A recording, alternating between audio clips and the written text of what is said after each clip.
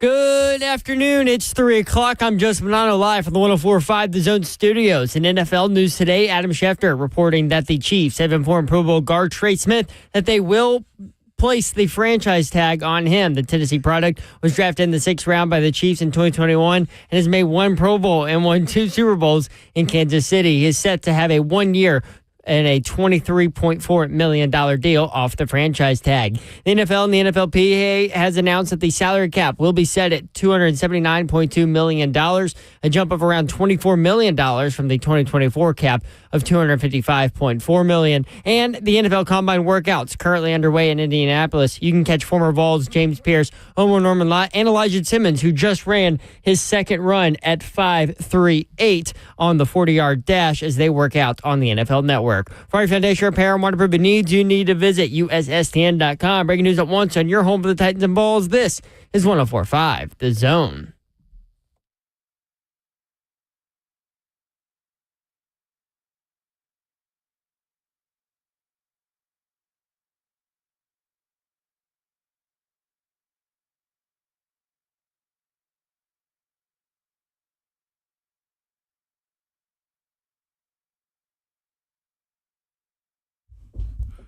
Welcome into 3HL on 104.5 The Zone. Yes, we are locked and loaded for the good people today. And Zeph, do you want to add who we're powered by? Since I don't have it written down right now. We are powered by Ferguson. Hey, Ferguson. Get all your needs that you need. Get it taken care of. Let's do that a little bit more professionally. I will be a little better than that the next time we come in. Considering that I'm in the building. Yep. Hey! All right, now let's welcome everybody into 3HL right here on 104.5 The Zone. And with 3HL is powered by Ferguson Home. Please believe that. And we also have Babsy in a bit. What Hello, up, Babsy. people? Let's How are go. you? It's Thursday. Let's get straight to it. Just diving straight into it today. Happy Thursday, y'all. I don't know if you can tell, Mayor is on assignment. Yes. It's gonna be that type of show, man. Like, we're all over the place. Slay Dog and Babsy. Yeah, because What the hell is you just flew in. I did. Just got off the bird. You did a good job. It was your first ever ESPN2 broadcast. Thank you, Babsy. Yeah. Had a good time. How did it go? We're really cool, man. I think the fun part about being out in the field, as far When you as get all your information, that's man. right. Mm-hmm. Like you get to see the tone and the mood. You how talk to everybody coaches, get to you talk get to the coaches. You get to scoop. talk to players, and then you get to talk to those assistant coaches, trainers, SIDs. First of all, shout out to all the SIDs out there. SIDs will give you any information. That's their job. But But now listen, not all of them do it. Some of them stingy, ain't they? You deal with them all the time. Yes, and there are really, really good ones, and there are really bad ones. Right. And Just hit or miss. you get a little bit of a crossover with you being in the SEC when we go to SEC Football Media Day, like being able to use your connections. Sometimes it crosses over into basketball, which is cool. Yep. But Usually basketball SIDs are also assistants. yeah, for football, yeah. Because there's so much you got to handle for football. Yeah, on well, basketball nowadays, football. shoot, there's so much you got to handle for That's true. basketball, You know especially what in the was- SEC. You know what was weird? Walking into Arkansas and watching their shoot around, like understanding that you're going to say trainers, SID, assistant coaches, and head coach as far as staff goes. Uh-huh. Now they got general managers walking around. I know. Like that. They don't have one for basketball there yet, do they? No, they got one. They do? Yep. Okay. I forgot his name, it's but Coach yeah, they got Cal, one. so It's- that makes sense. It has to. Yeah. So, yeah, that's. But then He's on top of it. all the way. I got an opportunity to talk to Coach Cal. That was my first interaction with Coach Cal since Tennessee. We played them in Memphis. Since you were a player playing against Since my his sophomore team. year, yeah.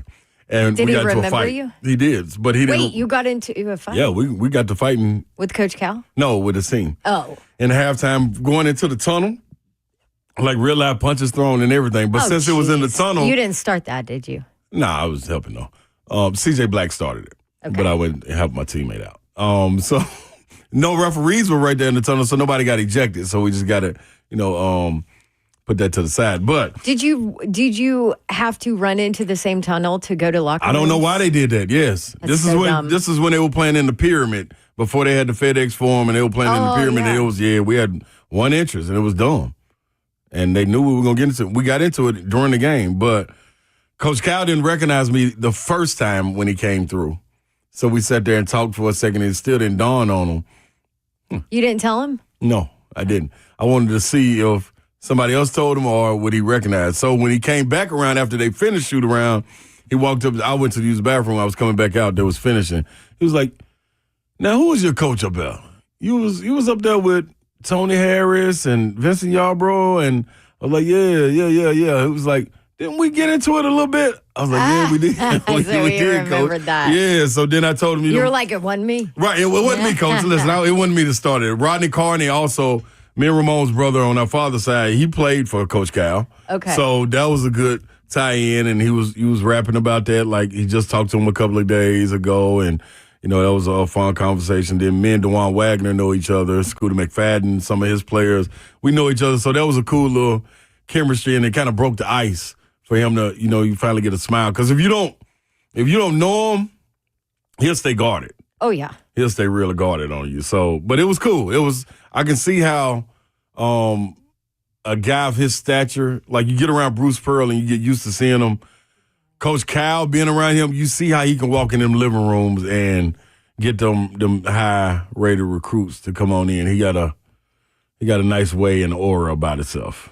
What do you think about how he is handling the transition, being at a new place and all of that? It's different for him. It is different. I mean, when for he him. was at Kentucky, like I know because I was around for a little bit that program and all that.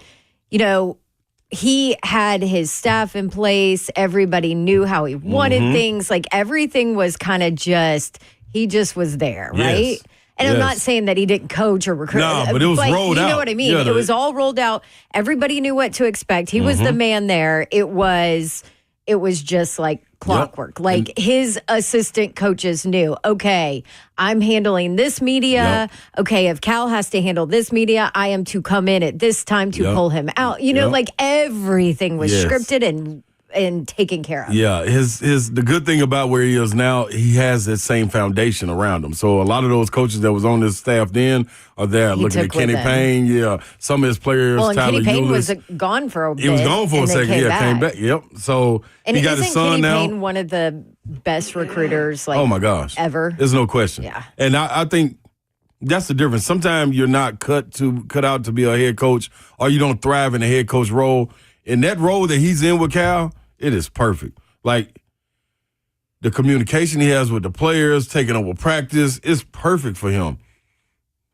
Just that head spot is a little bit different. It's a little bit more stuff to deal with. And it probably didn't go well for him at Louisville for that reason, because of him being just a hell of a recruiter. He just goes and does his job. But he has that foundation there.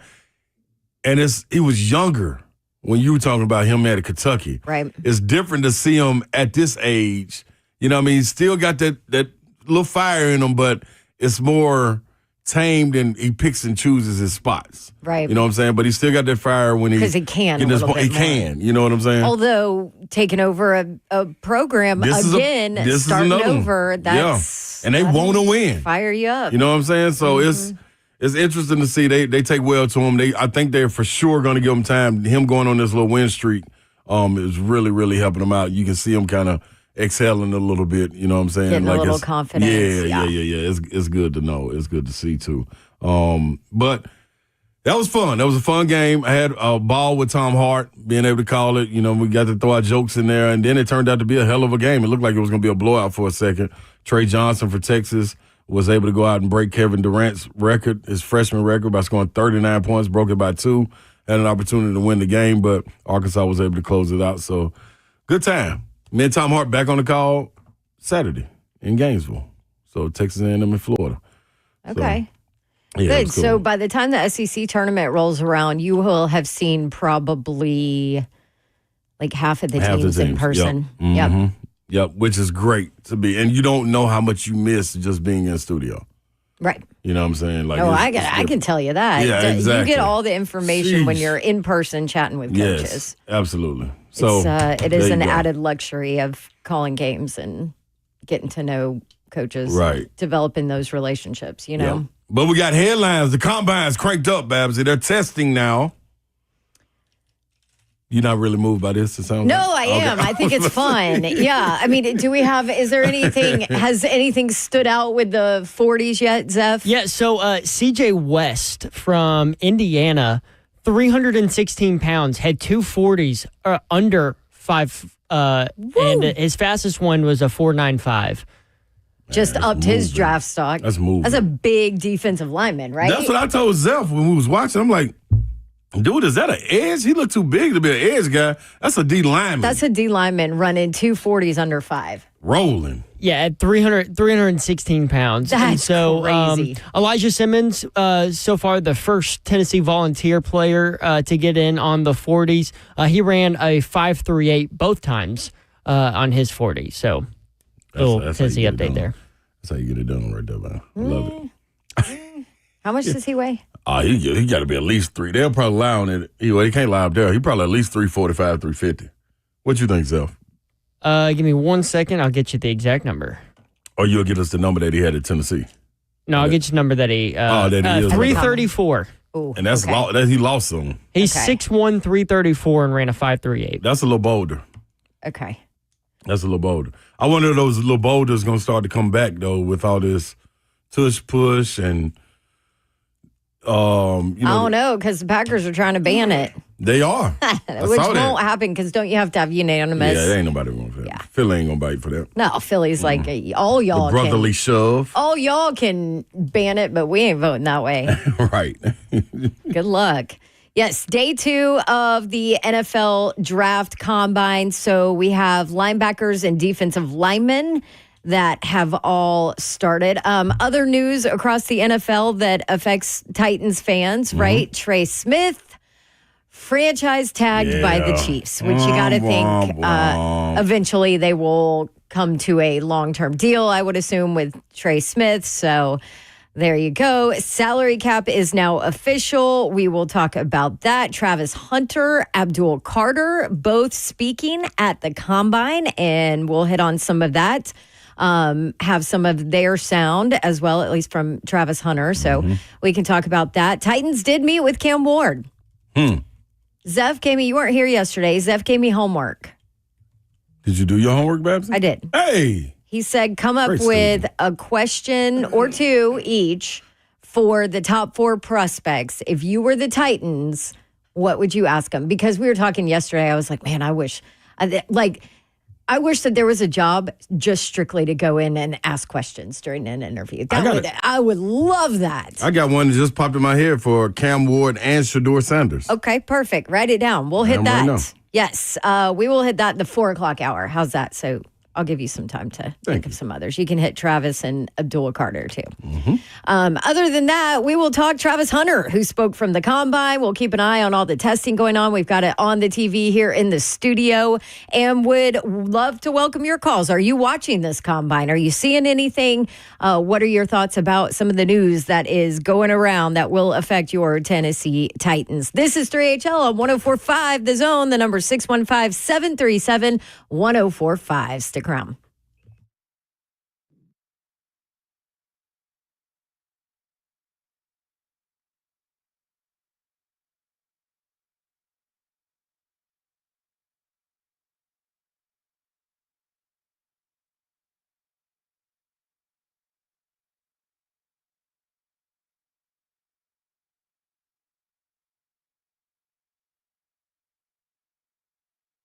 Get you a truck.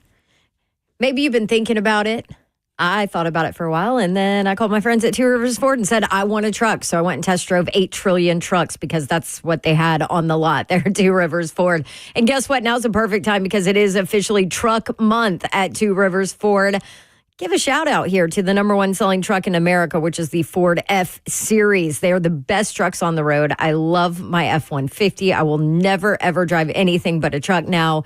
They have the durability, the towing capacity, the technology, which is cool for me, that rolls right over the competition. And when it comes to Ford trucks, no one has more than Two Rivers Ford. I told you when I told them I wanted a truck, I could pick from a million on the lot to actually test drive. And they want you to test drive whatever you might be interested in. Two Rivers has over 200 F-150s in stock, all the trims, all the colors, all the options. Get exactly what you want. Two Rivers Ford always sells their F-150s below MSRP, everything upfront and honest, because their sales team does not work on commission. So no pressure. They're just there to make sure that your buying experience is top notch, and it always is with Two Rivers Ford. Take advantage of Truck Month savings. Test drive the baddest truck on the road. Go to my friends at Two Rivers Ford, the South's most trusted Ford dealer.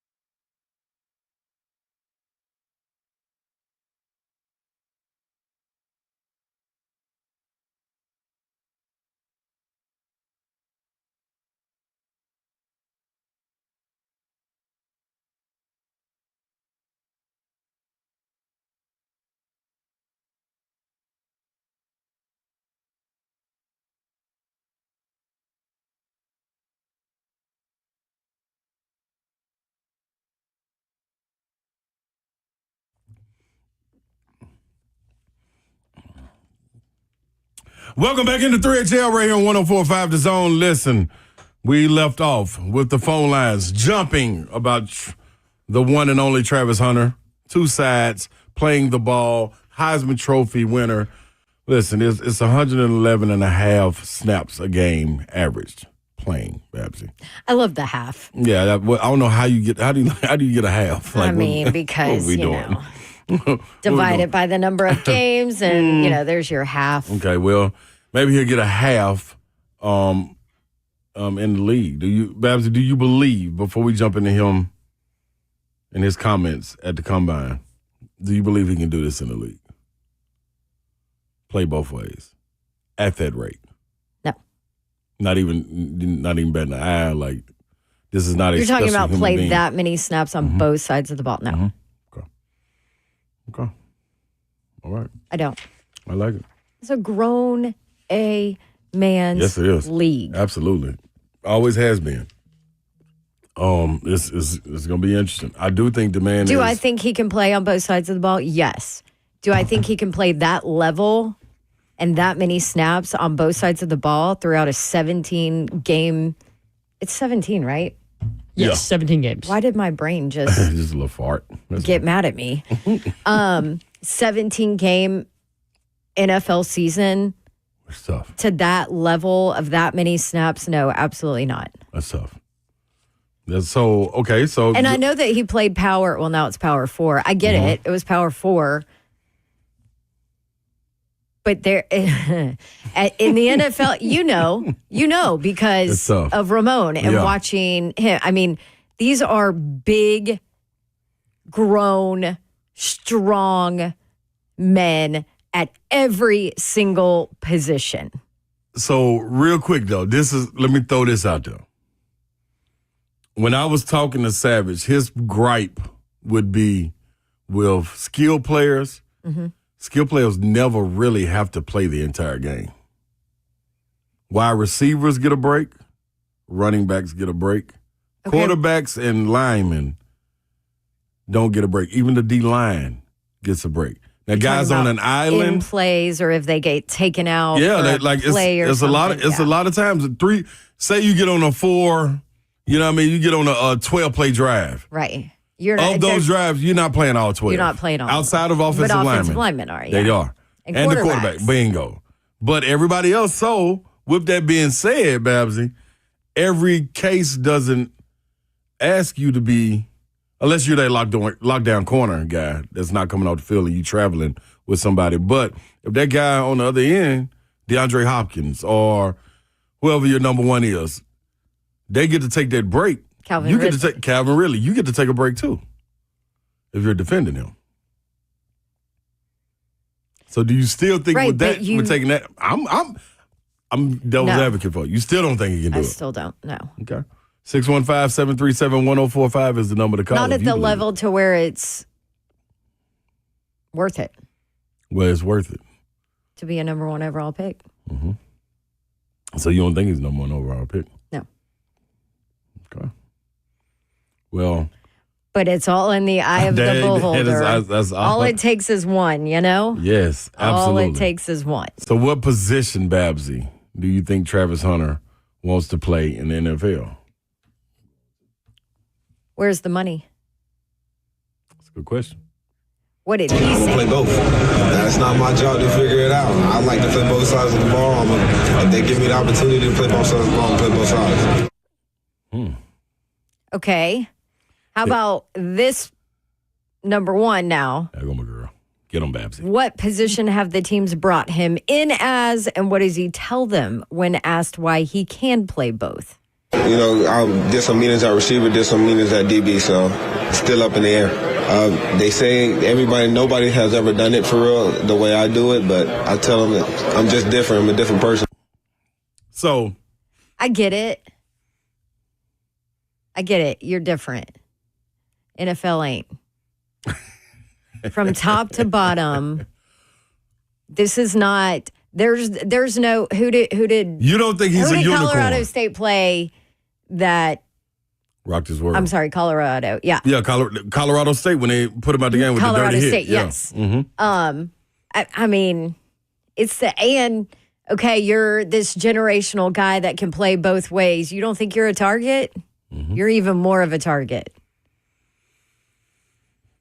I just think it's hard. So you don't think he's I think a it's unicorn? hard.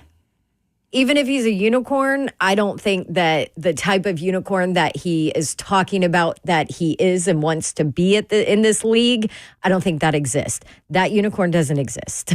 Hey. I don't think it can exist, is my argument. But At some point, your body is going, you know what? I know we're not, at some point, your body is going to be like, what the hell are you doing? Mm-hmm. You know, and from a longevity standpoint, even let's say you're a team looking at drafting him. Mm-hmm. Let's say you're the Titans looking at drafting him 1 overall. Yeah. Also, with that kind of investment, if he is that unicorn that can play on both sides of the ball, how much of a career is he going to have with that kind of wear and tear on your body at this level in this league? And people in here are like, well, he's done it his whole life. Okay, well, guess what? That's even more argument to say the tread on the tires is already, wearing down. So I completely get the generational talk with him as far as both sides of the ball and what he could do. And then, does he contribute on special teams too as a rookie? Then you're looking at that. That's even more. I don't think so. So I know we're not doing this till 4, but my question for Travis Hunter in an interview would be, you're not the best corner in the draft. You're not the best wide receiver in this draft. So why should you be picked number 1 overall? That's a good one. That would be my question. You know what my response would be? What? I'm the best player in football. And not only do I think that, but the world thought that because I was the best player in college. So unless you have a farm system that you're about to go draft from, the best player won the Heisman. I'm the best player in this league without question. That's getting ready to come in this league. No ifs, ands, or buts about it. And I played on both sides of the ball. David in the chat said he is the best wide receiver. Yeah, it's arguable. I think it's definitely arguable. My other part. So, what would concern you more, the durability of him? Because what thing that doesn't concern me is his conditioning. I think he has an iron lung. No, I'm not worried about the conditioning. Yeah, at all. The durability. Dude just played 111 games a game, snaps a game in college. I'm not worried about the conditioning part of it. Right. I'm worried about this is the big boy league with, the best of the best, the strongest of the strongest, all of that. I would be worried about not the conditioning, the durability of his body to be able to excel on both sides of the ball, which is what I think makes him appealing as a number 1 pick, right? Yep. As the number 1 pick, I need to specify that as the number 1 pick. I would worry about the durability and the ability of his body to stay healthy, to not have injuries, to not wear down. Mm-hmm. I mean, listen, they don't play 17 games in college. No. And this year was the first year they played, close to it if you won the national championship. Right. Now with the college football playoff. So eventually it'll get there, but Colorado wasn't in the college football playoff. He didn't play that many games, so right. I don't know. Well, I think it's a concern. Is that fair? No, it is fair. The durability part of it, no question. Especially when we hear people say they're searching for the candy bar. They're looking for the matchup. So in other words, looking for the mismatch. And wherever they can get you, if you're traveling with the receiver, we want to bring you in motion and get you caught up in the trash blocking, somebody roll up on your leg. Like, we're trying to do all of these things. Right. There's an average of 153 plays in the NFL. So somewhere between... That includes everything. That's special teams. All of that. Yeah. Special teams, kickoff, everything included. The average NFL team plays about 63 snaps per game on each side of the ball. So that's 126. If he did 111 in college. If he were to do if I was a team and I could promise him 95 snaps, would you feel better with that? On both sides of the ball. Now, take this into account, too. In 2022 NFL season, more than 60% of offensive snaps were played with 11 personnel, 1 running back, 1 tight end, and 3 wide receivers. More than 60%? Yep, more than 60% of offensive snaps. More than 83% of all offensive snaps come with the quarterback in some form of shotgun formation. Yep. So maybe some of those players, you got 4 wide receivers out there, may go 5. You could put him in the backfield and him split out. So now you're doing everything. Now you're doing everything. You know what I'm saying? He was asked about adding, becoming a returner to his game. I don't know about returning. I already got 2 jobs on my hand. Travis, your decision to come and work out That's a no. what was behind it? There was no decision. I mean, I'm listed as both. Yeah, I ain't trying to get to the 153 play mark. He's like, nah, I'm good. I'm straight on that. But that's good. also knowing who you are. That's knowing who you are. Mm-hmm. If I were a GM, I would say yes, you're gonna play 60 snaps on the defensive side of the ball. No ifs, ands, or buts about it. We'll give you 35. Where would you play him? I play him at corner. I play him at corner. Okay. You getting 35 snaps on the offensive side of the ball. Now, I'd be okay with that. Be okay with it. Yeah. You would have to put him at 100% of the snaps on defense. At corner. Because it's impossible to get into a groove as a cornerback if you're continuously coming out of the game. Right. Mm-hmm. So David in the chat said, okay, what wide receivers are better? I mean, I think there's a couple, right? Who's the I think the Luther Burden's one of them. Luther Burden is one, even though he had a fall off this year. Expect him to be back to who he is. Yeah. Emeka, what is it? How you say his name? Ibuka, yeah. Out of Ohio State. Yeah. Yep. I think when it comes to I route would put running, he's him more above precision. that. Yes, his precision is serious. Maybe T-Mac from Arizona. Not Arizona. Hold on. We get this together for you. Yeah. Yeah. Arizona, right? Yeah. What they call him? McMillan. McMahon. McMillan. You call him Tet or T-Mac. Yeah. Yes. He's got a couple nicknames. I think he's probably right now the consensus best receiver in the draft, right? Yeah. Yep. And I would say Luther Burden is probably second, despite like a not great. Okay, here we go. year. So right now they have Matthew Golden at Texas listed too. Oh yeah, Golden, yeah. Luther Burden, Trey Harris, forget about him. Right. At Ole Miss. Emeka is at 5. What about Bond? He's no. I don't see him. Okay. Jaden Higgins from Iowa State, Jalen Noel at Iowa State, Jalen Royals at Utah State, Tez Johnson at Oregon. But see, a lot of people don't even have Travis Hunter listed under wide receiver. Isaiah either. Bond is listed at 14th. Yep. Okay. So he's probably, So maybe you can put it better than Bond. But Yeah. anyway, he's at the combine as a DB, which is why we heard from him. But he's not working out. He's not doing any drills. He Right. said that today. Well, nobody. I mean, Yeah, that's true. A lot of people have backed out on drills. a lot of your top 10 prospects are out. Mm-hmm. How about the injury update on Abdul Carter? Okay, I promise we'll get to these phone lines here in a second, but just real quick, Abdul Carter,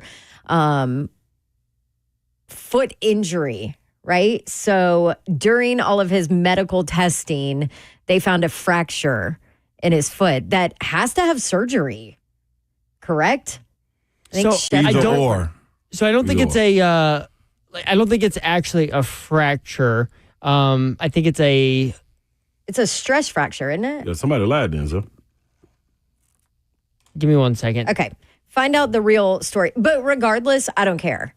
Red flags. I mean, and bless his heart. Like, how awful is that? You find out in your medical testing where you're positioning yourself to be the number 1 overall pick that You've been fighting through. you have something wrong in It's your a foot. stress reaction, which I don't know. Stretch reaction. I don't know what the difference is, but don't either.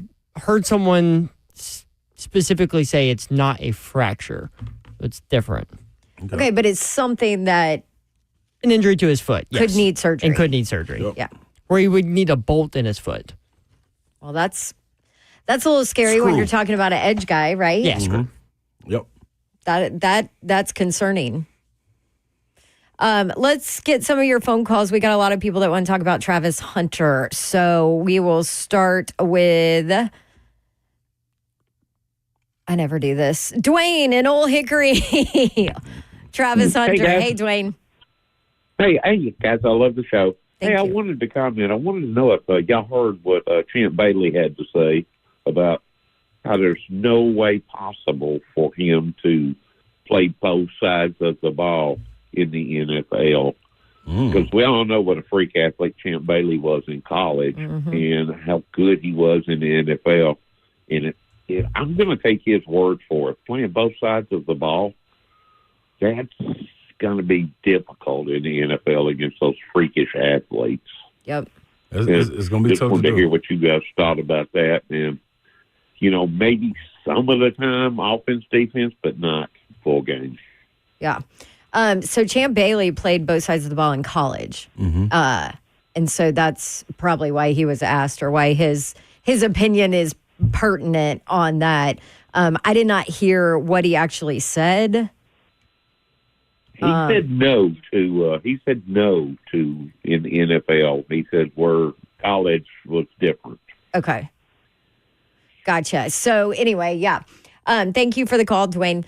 That is where I stand. That's my take on it. And to me, if you're not going to play both sides, if Travis Hunter isn't both sides of the ball all the time, is he worth a number 1 overall pick? That's my argument. And this is from Champ Bailey. Travis is probably more refined in coverage than I was at that age. He has been schooled better at this point. I mean, his coach is Deion Sanders, one of the best to ever play corner. His hands are in the right place, his eyes are in the right place, and he understands route concepts and where the ball is going. His interceptions are often because he's going to the spot he knows where the ball is going. The big difference between me and Travis, people could see him coming more. A lot of guys play both ways in high school, return kicks and punts, play in the band at halftime. And they get to college, and the coaches who recruited them, who said they love the versatility, now tell them the second day of camp, you're here, and that's it. But people could see Travis coming. He did it at Jackson State before transferring in 23, and Prime said he was going to let him do it at Colorado. So there wasn't even a question from his coach. I mean, that's kind of... Yeah, I just think it's hard in the NFL. Let's check in line 5, Kevin in Mount Juliet. Hey, Kevin. Hey, guys. My take on this is similar to Don's, and I would add this. I think NFL athletes are the best athletes in the world, and I think there are a lot of corners right now in the NFL that could play wide receiver if they needed to play wide receiver. I think athletically they could do it. I think the only reason Travis Hunter played both ways is because coaches he played for at Jackson State and at Colorado wanted him to. And I think that based on the roster sizes, NFL teams don't need guys to play both sides of the ball. I don't think that longevity would be on his side for playing both sides of the ball with number of snaps. And I just don't think logistically in practice, you can practice in the NFL both sides of the ball. Us high school coaches, we can get guys practice on both sides because we spend, 45 minutes on offense and go to defense, and they can do that. So I don't think this guy is any better equipped to play both sides of the ball in the NFL as current guys that are playing in the NFL and could. I think that a team needs to decide where he fits in best with them, and if they're high on his board, they take him. But I don't think there's anything about him playing both sides of the ball that would warrant him being the number 1 pick, and that's my take on it. Good call.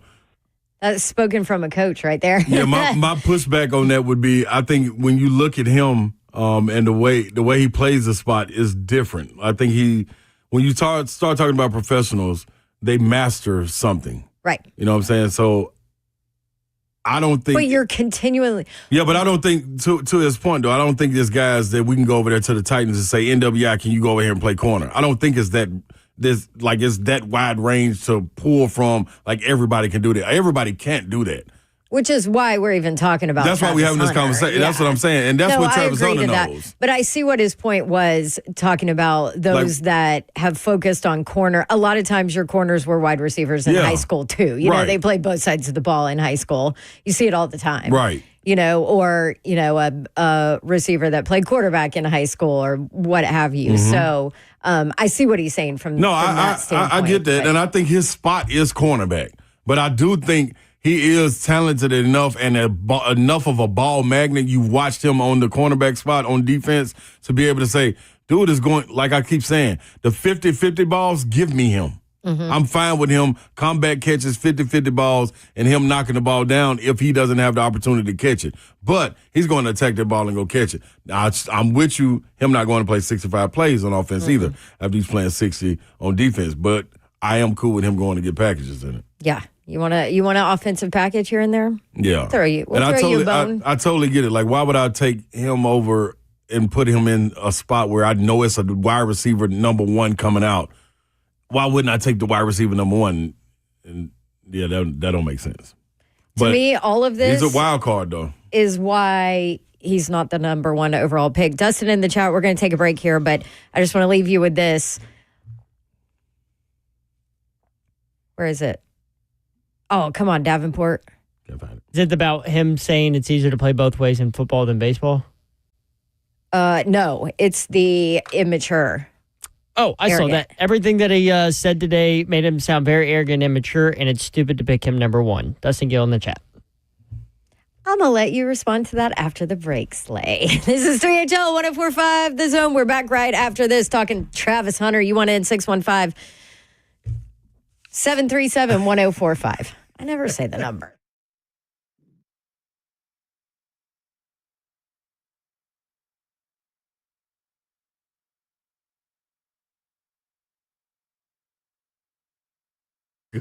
What's happening? Fellas, I'm talking to you. Listen up real quick, man. I got a question for you. How are things going out there for you in the gym? You happy? Your partner happy in the bedroom, or you noticing some differences?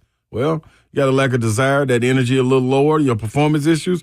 You got half of all the men out there struggling with erectile dysfunction. And at some point in their lives, half is happening. But that doesn't have to be your normal. Nope. This is where Game Day Men's Health comes in, and you need to get on it right now. 615-898-9367. Call or text the number. And I promise you that you can get this all in order. And if you want to be in shape by the summer, you need to get started right now to lead up to it. 2 locations to go to choose from. One in Green Hills, one in Hendersonville. All you got to do is something super, super simple. Grab your phone, go to GameDayMen'sHealth.com. At the top of the page, click Book Appointment, pull up to one of the 2 locations, name, phone number, and email address, all you need. Boom, that's it. Someone from Game Day will call you and set up your appointment. 15 minutes, you'll have back your lab results, and you'll meet with a medical expert. Boom, and you're right in the game. Go to GameDayMen'sHealth.com and call them at 615-898-9367.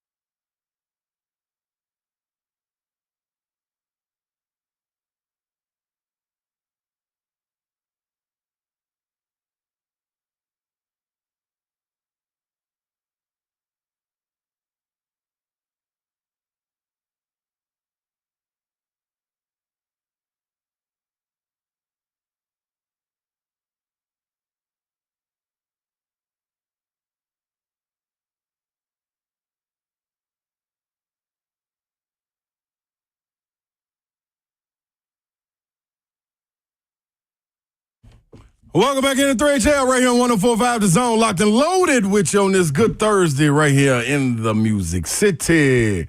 Appreciate everybody tapping in with us right there on YouTube, Facebook, Twitter, and Twitch. Twitch, please. 615-737-1045. When we left out, we had a guy in the chat. Dustin said that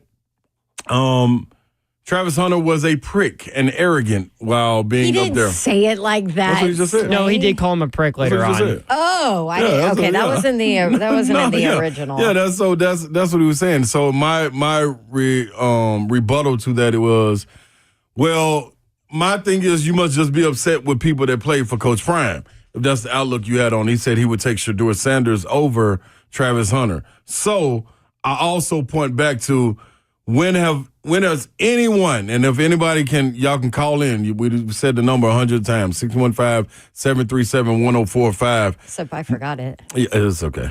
We all remember it sometimes, and we don't. My brain's fried. But if you can point out a time throughout his collegiate career or coming out of high school where he hasn't been humble or when he hasn't been telling or forthcoming with the media. Saw it in his Heisman. Yeah, presentation. This young man right here is the furthest thing from arrogant to me. Now, when he's on the field, I think you have to, in the sport, the field of play, whatever play you're in, you better have some type of arrogance because I'm going to tell you the only thing that separates professional athletes from amateur athletes is confidence. That's it. However you want to label it. Cockiness, craziness, just silliness for believing that they can be that great. That's the only separator in it. I can promise you that. The talent level could be even, but the separator is their mental capacity and how good they really think they are, and they go out there and prove it. So that's. Can I say this too? I'm scratching that one for me. What's up? I think it's hard too in these situations. I feel like the athletes can't win in these press conferences. There's no way possible. Either you're too arrogant, you come off cocky and too confident, or you won't even speak. You won't say nothing. You won't speak, or you're too quiet. Yeah. And he doesn't really have that air of confidence. I just feel like sometimes it's everybody is analyzing every eye movement and word you say because the stage is so big, and there's always going to be somebody that you rub the wrong way, no matter how you come off. Yep. So it's so important for these athletes. And I know all their people and their managers and agents and everything is telling them, just be yourself, because you really can't win. Yep. I mean, there's people who in the past have been like, oh, Ron Slay's arrogant. He comes off as a prick. I'm like, Ron Slay's anything but that. Yep. But I guarantee you there were people in your basketball playing career that were like, I hate that guy. No question. You just can't win because you're going to rub somebody the wrong way. And just like in this business, on this show, at some point, people are like, God, that Babs is annoying as hell, and you're going to rub people the wrong way. And there's such a big stage when you're sitting here at the Combine, especially when you haven't had 8 million other press conferences that all these NFL fans and people are now paying attention to. I mean, because there are a lot of people that only pay attention to the NFL and don't keep up with college football, which is crazy to me. So that's their first introduction to them. Look at Buck. Buck had to grind his teeth to really get into college football for a little bit, So it definitely happens. And to your point, Babs, it's a select group that goes up there and speaks. And you also have to understand, too, when they're coming up there to speak, they probably already spoken to every other team that wanted to interview them for that spot that they may be chosen. And it could be 15 teams. And you know what you're talking to now after answering those questions? Now you're talking to the media. Right. So it's not like you have GMs or presidents out there asking those questions. This is the media, and you don't know what type of questions you're getting asked. You know what I'm saying? Zeph even put in our group chat earlier, dog, listen at the questions they ask. Oh, my gosh. You see what I'm saying? Yeah, Jim Wyatt. Which would you rather be, the bat or the ball? Was that one out there? I mean, Jim Wyatt's up there front and center, and Travis Hunter walks up to the podium, and, the first question is, hey, what do you think about Green Bay since that's where the draft's at? Right. Sorry, I don't have any thoughts about Green Bay. See, and he'll get crap for that. There are 100 people around this podium. You're going to get one question to a top 3 draft pick in this draft, and your question is, how do you like Green Bay? Like, what are you doing? And you got to understand what mode they're coming up there in. They probably just finished doing interviews with the last, whoever it was, the Detroit Lions. And that conversation is going to be different than the questions that the media is going to ask. So regardless, it's different. Too, it's different. With the NFL Combine, and you went and worked out pre-draft stuff for the NBA. Imagine the pressure, too. And I understand that these are about to be professional athletes who are used to pressure and all of that. But just think, in our terms, this is the biggest job interview of your life. Man. Right here, these couple of days at this combine, it's the biggest job interview you will ever in your life have. There is a lot of pressure, and it's terrifying. Babsy, and you have to realize you are drained. Yeah. Imagine how irritable. Oh, excuse me. I said potbelly sandwich and a little smoothie. Oh, gross. Listen, imagine how irritable we are, Babsy, from everyday life of doing stuff that we know we got to do when we get up, and then come to the job and have to release that and say, okay, we're settled into this.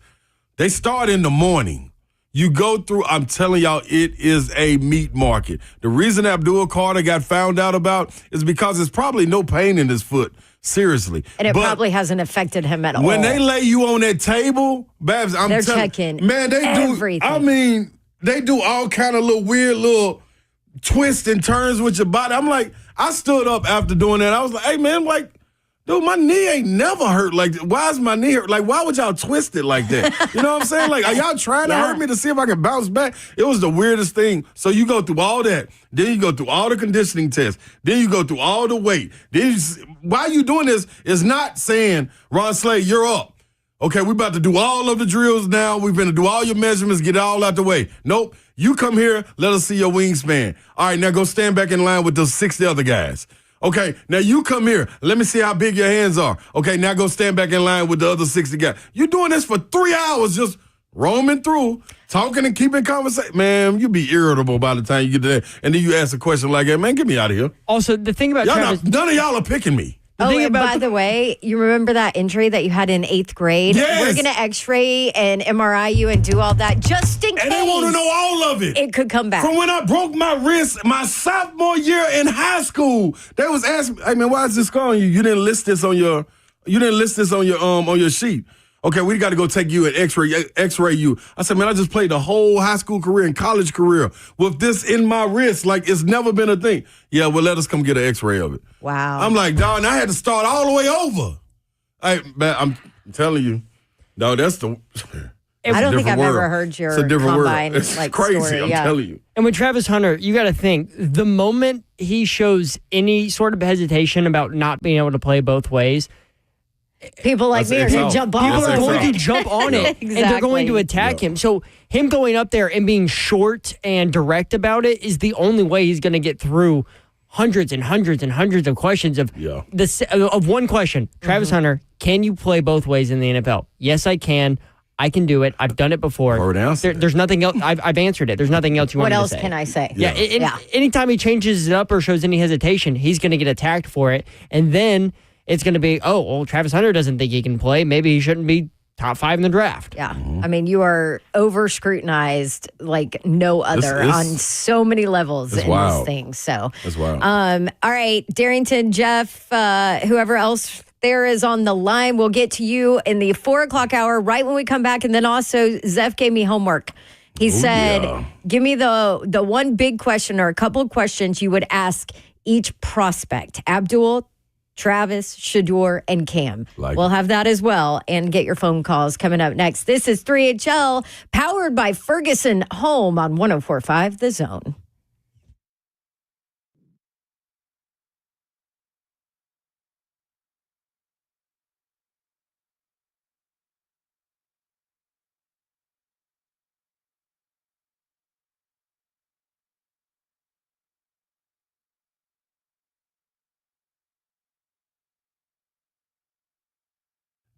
What's happening, y'all? If you grew up in the Nashville area and that little kid is still jumping out of you, you need to hurry up and get over there to Shoney's. I grew up on it. I'm sure some of you guys did too. Some of the favorite things are still right there at Shoney's. They're always fresh, always delicious food, of course, and a spot where I've made great memories together with friends and family, even when I had to make my own lemonade. Yep, that was to get a bowl of lemons and then get some sweet and low and put it in there and stir it up. And yeah, that was my lemonade. But other than that, check out Shoney's All You Care to Eat fresh food bar for breakfast, lunch, and dinner. Or you can order a delicious meal with Shoney's extensive menu. The Shoney's All-American Burger is one of the best burgers in town. That's in my opinion. Now let's talk about the desserts. You know mine, the world-famous hot fudge cake. However, for the non-chocolate lovers, you got strawberry pie. It's phenomenal, too. Locations are Clarksville, Dixon, Lebanon, and on Donaldson Pike right here in Nashville. It's Shoney's. Always fresh, always delicious. Let's eat.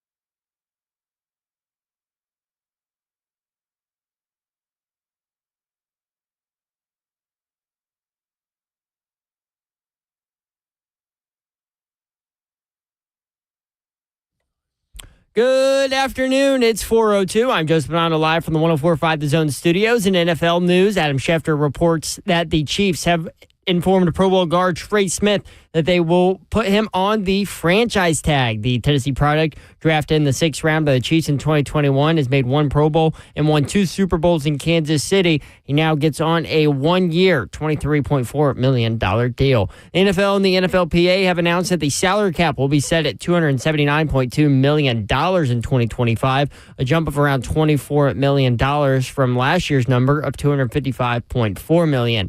Also, the NFL Combine workouts currently underway in Indianapolis as linebackers and defensive linemen continue their workouts. You can catch former Vols James Pierce Jr., Omar Norman-Lott, and Elijah Simmons as they work out on the NFL Network. For your foundation repair and waterproofing needs, you need to visit USSTN.com. Breaking news at once on your home for the Titans and Vols. This is 104.5 The Zone.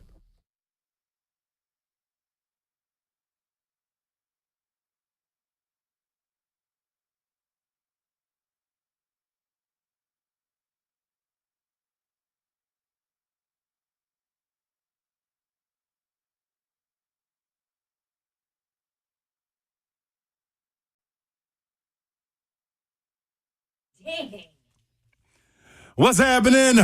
Welcome back into 3HL right here on 104.5 The Zone. And 3HL powered by Ferguson Home. Now discover our Mount Juliet showroom at 401 South Mount Juliet Road, Ferguson Home, where it all comes together. And what the hell? It's 3HL. That's where we come together. Thursday, welcome in, people, right here on YouTube, Facebook, Twitter, and Twitch. Twitch, please. Now, you better believe Babs is in the building. Let's go. I'm in the building. Yes, you are. So is Ron Slay. I'm in the building. Good job, Zeph. You better be ready. Okay, I got to find. So I just made Slay. Okay. Full transparency here. So we were talking about some of the numbers coming out of the NFL Combine. Shamar Stewart, the Texas A&M defensive lineman who Greg Cosell loves, right? Mm-hmm. Am I right with that? Yep. By the way, he's coming on in about 15 minutes, so stick around for that. We'll talk some of the big time names, including Travis Hunter, by the way, with Greg Cosell, who he has watched his tape. Stewart, 40-inch vertical. That is what the reports are saying across 40-inch. I mean, that's special. Just for some perspective, where was James Pierce? James Pierce, not testing well. 31-inch vertical. Yeah. Like this guy had 9 more inches. Now, if you thought Shamar Stewart was good, the defensive end out of Arkansas who tore up Tennessee when they played earlier last fall, Landon Jackson. Mm-hmm. Can you guys guess what his vertical was? What? 40.5. Dang. To put that into a little bit of perspective, just like Don did with the James Pierce number, if I can get back to that, last year, the only edge to surpass 40 inches in the vertical last year was Dallas Turner. Wow. The only edge in the entire draft. That's nice. That's great. God, these guys are just, I mean, they're more and more athletic. So I asked Slay, what was your vertical? Do you remember? He was like, I don't know. Let me look it up. So now we're in Slay's pre-draft testing numbers. I'm trying to find his wingspan was 6'10" and a half, right? Yeah. 6'10" and a half. I can't find the they had the number. We might be too old. Oh, they don't have your vertical on there? No, so they don't have the hand width no more. They got height without shoes. They don't have the height with shoes. They got the stand and reach. They got weight and wingspan. I can't figure out how to scroll over, even if you can. Did you? You didn't have to do a 40 for basketball, right? Yeah, we had to do standing and we had to do the running. Well, where you take 2 steps. Oh, okay. I want to say it was standing might have been like 34 and a half, and running might have been 36 and a half, but I could be wrong. I'll find out here shortly. This is interesting. So good. Like now he's checking out all his. We won't talk about the height. That was wrong. Let's check in with some of you. 6'6", no shoes. I know what it was. But nobody walks around. Nobody walks around without shoes. Don't tell Ramone. Savage. He's crazy. Yes. Yes. And somebody in the chat said Shamar Stewart was one of the first ones the Titans met with. Yes. Also reports they met with Quinn Ewers while And there as well. Tyler Warren, the tight end out of Penn State. And Tyler Warren. And let me tell you, that dude, you want to talk about like playing a million positions? He can. And he can do all of them well.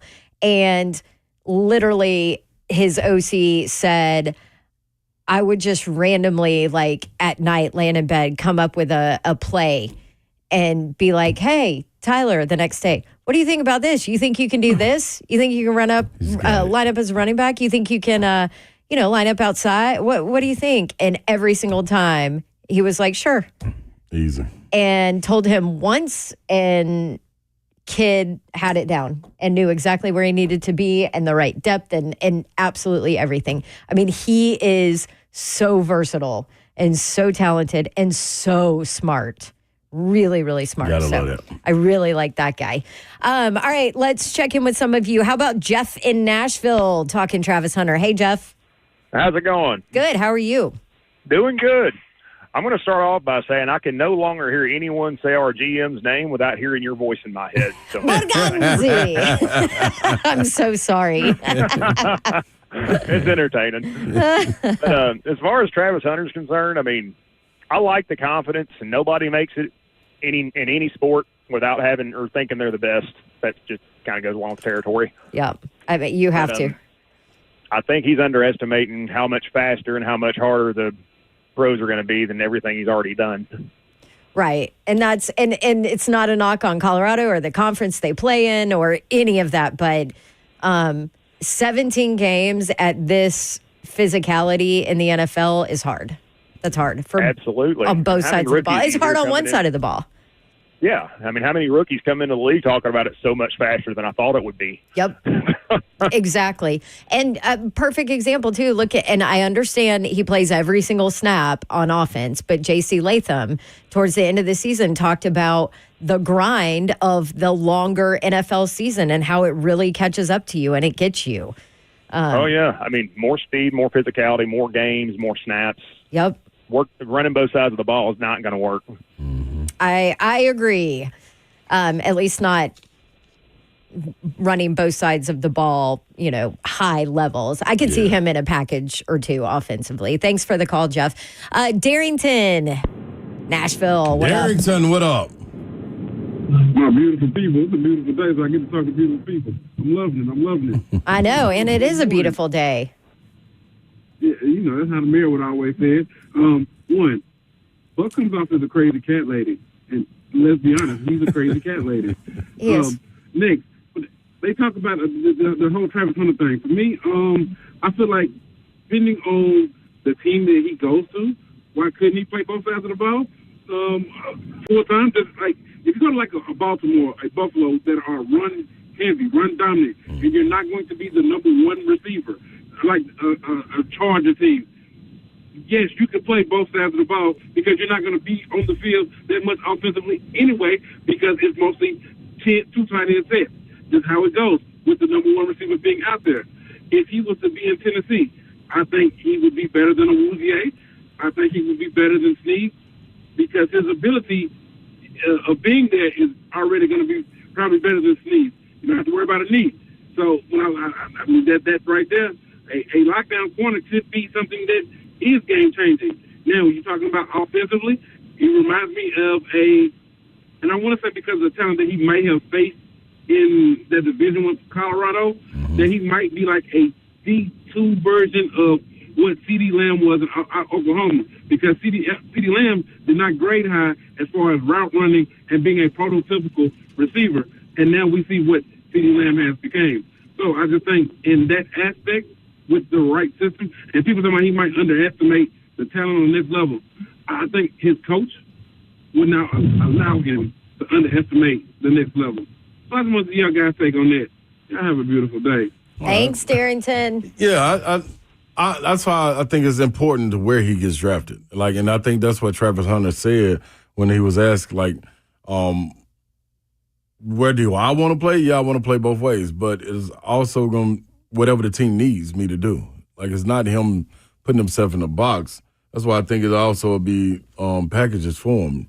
So I can agree with that, Darren. So you ain't far off with that. You ain't far off at all. So who we got next on the line, Babsy?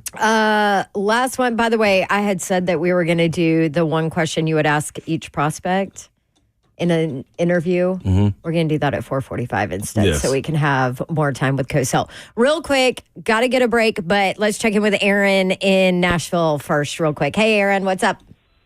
Hey, how are you? Good. Great. I just want to commend you guys for the great work you guys are doing. Keep up the good work. That young man coming in the league, it's going to be a little bit different because it's going to be challenging for him. You can't play both ends in the NFL like you think he can. And he hadn't had that hat put on him yet, but he will get it. Somebody's going to put that stinger on him, he'll change his mind. He got it once in college.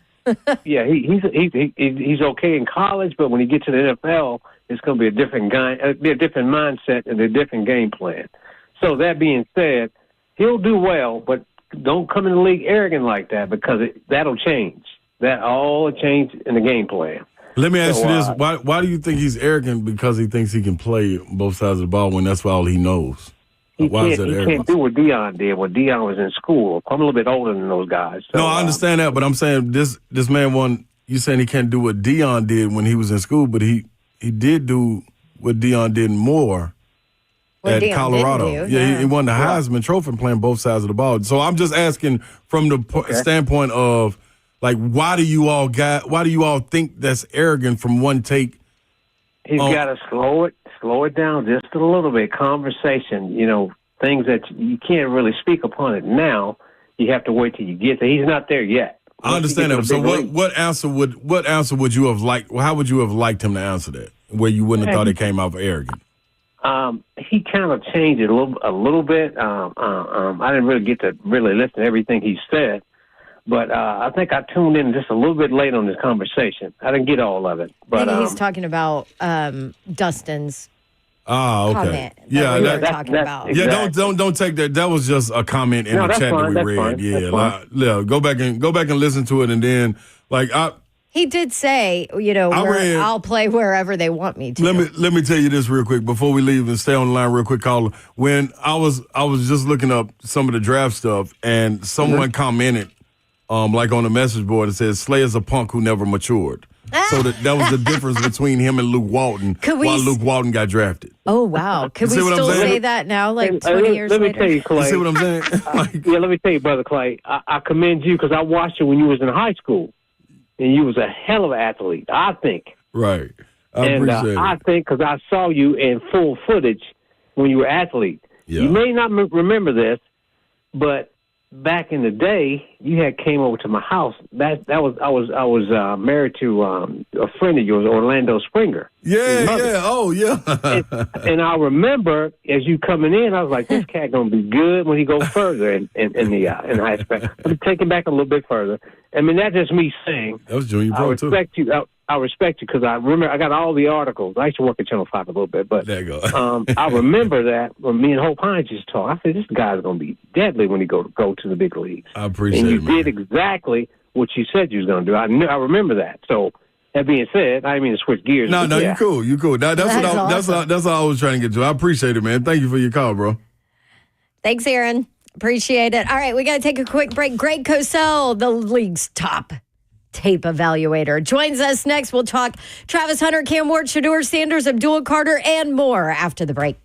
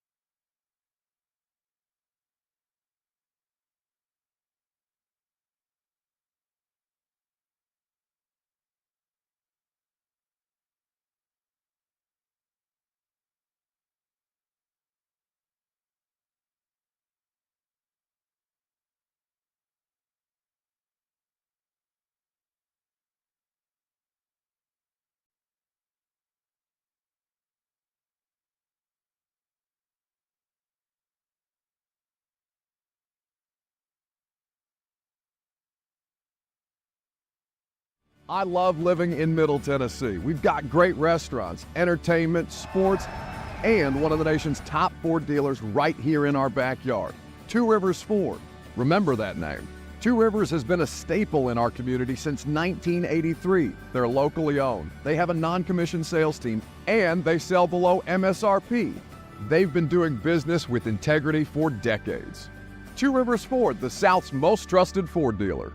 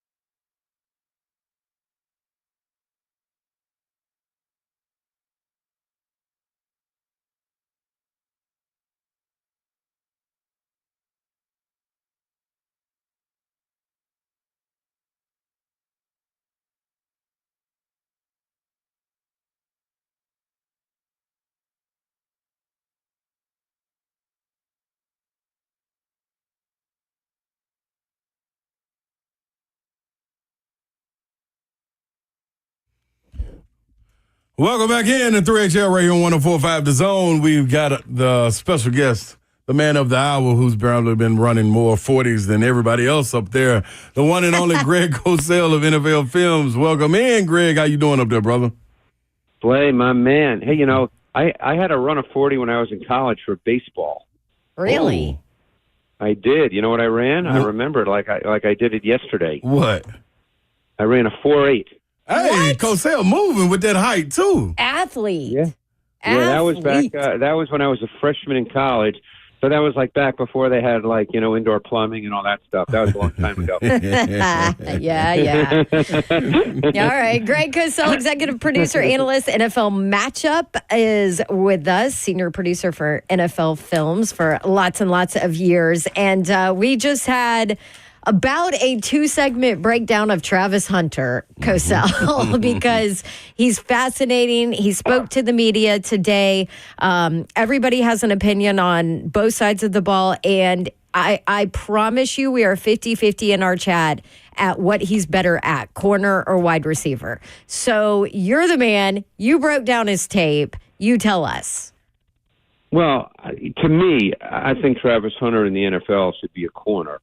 I think that ultimately in the NFL, you can find more receivers than you can find, top corners. And I think Hunter's a really good corner prospect. I wouldn't put him, let's say, in the same category coming out as, let's say, Patrick Surtain when he came out of Alabama. But I think ultimately, to me, he's a better corner prospect than receiver prospect. So I think you play him at corner and you have packages and offense for him. I know that I spoke to someone who said they had spoken to Champ Bailey, who obviously is a Hall of Fame corner, but also played receiver in college at Georgia. And Champ Bailey said that there's no way Hunter can play 130 snaps a game in the NFL, and he would know better than I. So I think that ultimately, to me, Travis Hunter is a corner first and foremost. So where is he lacking at corner? Where is he really strong at corner? I mean, I don't think he's necessarily lacking. He's a really good corner prospect.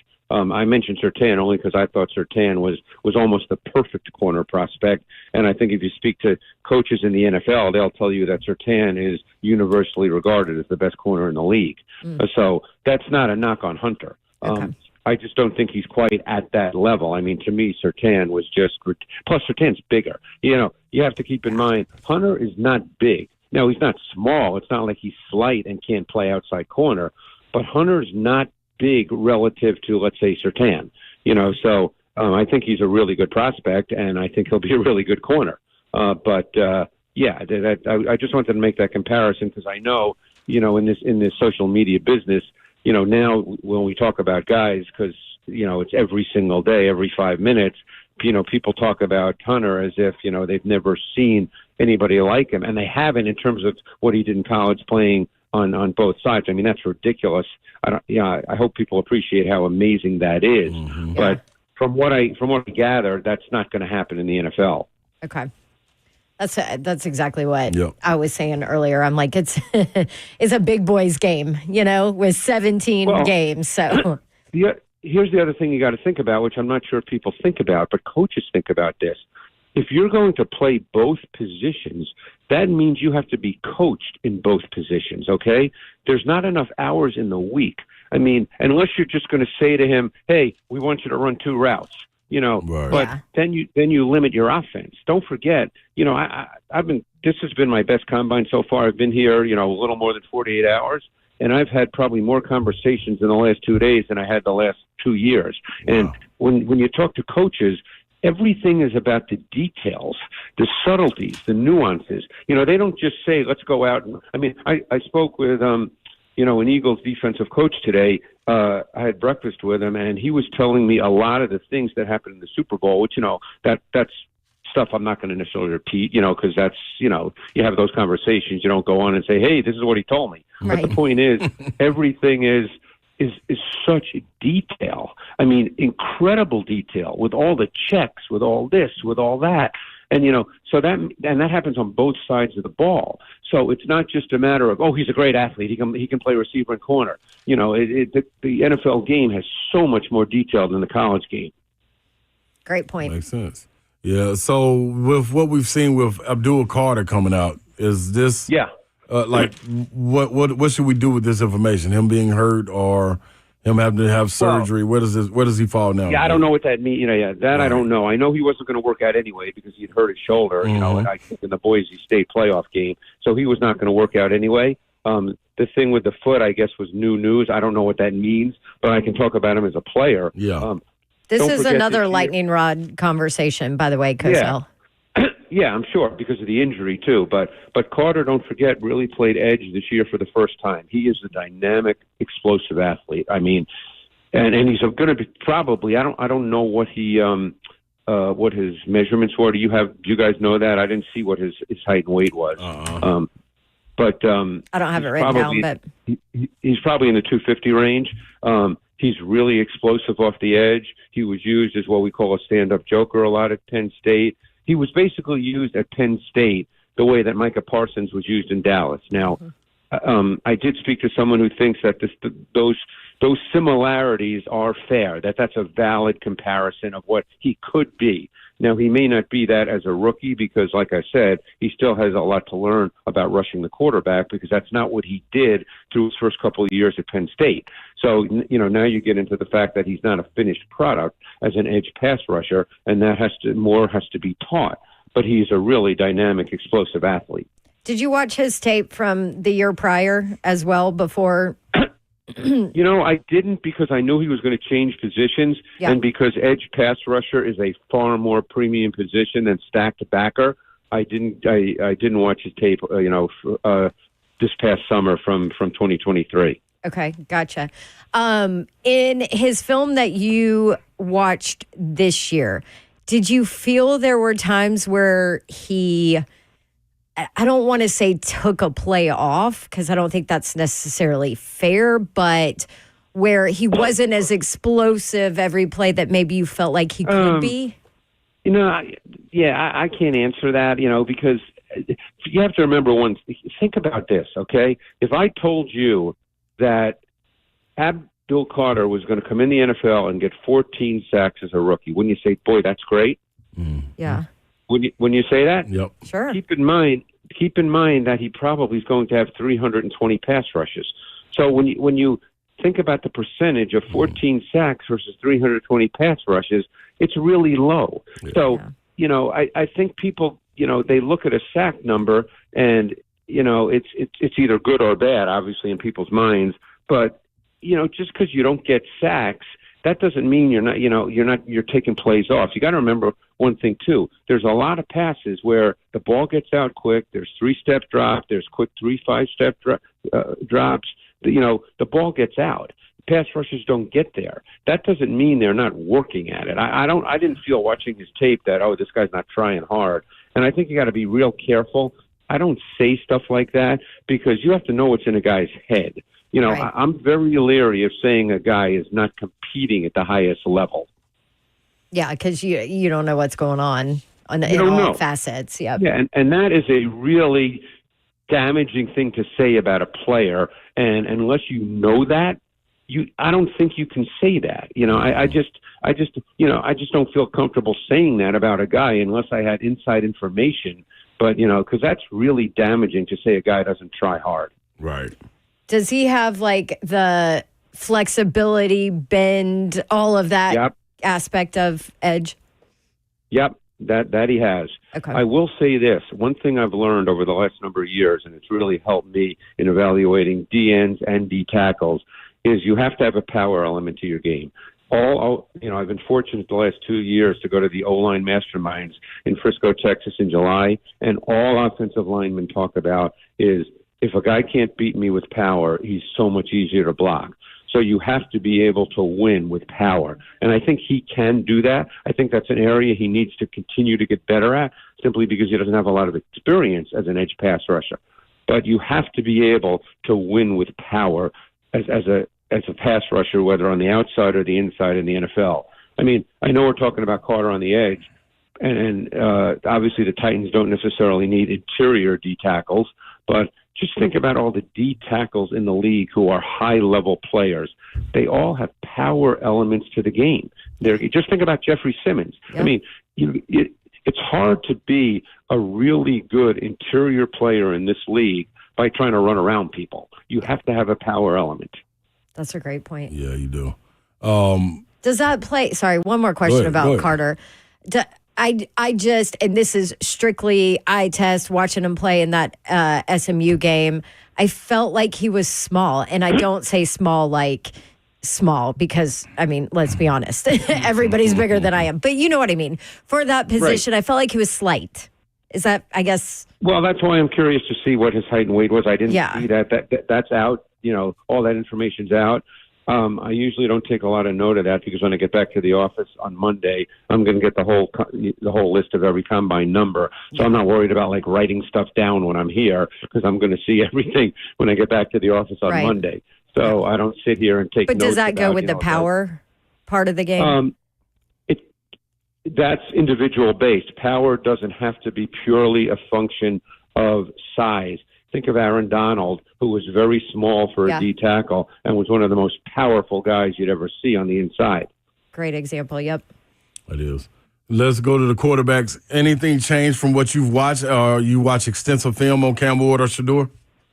Well, it's funny being here, and I'm on record. I mean, I'm on record because of tape study, not because, it's not just, I make this stuff up. I mean, I really like Cam Ward a lot. And I think that he is worthy of being chosen at 1, 2, or 3 in a draft. I really do. And I found that in talking to people here, they clearly believe that he's the number 1 quarterback prospect in this draft.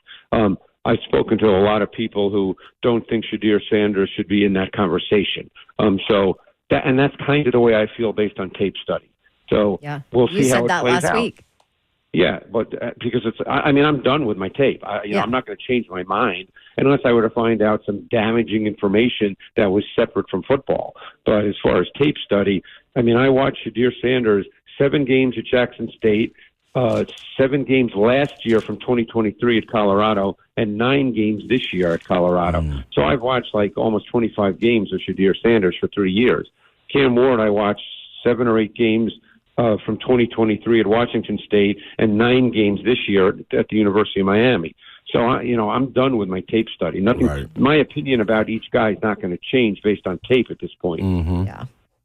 That's what I was asking. James Pierce Jr., being able to make waves up there, anything that you saw from his tape this year that was different than what you saw last year? Was it a drop-off, Cosell, from the tape? James Pierce, the Tennessee kid? Yes, James Pierce Jr., my bad. Yeah, sorry. He's a really explosive athlete. There's no question about that. I think he's an edge player. At times at Tennessee, they lined him up not truly as an edge player. I don't think that's his game.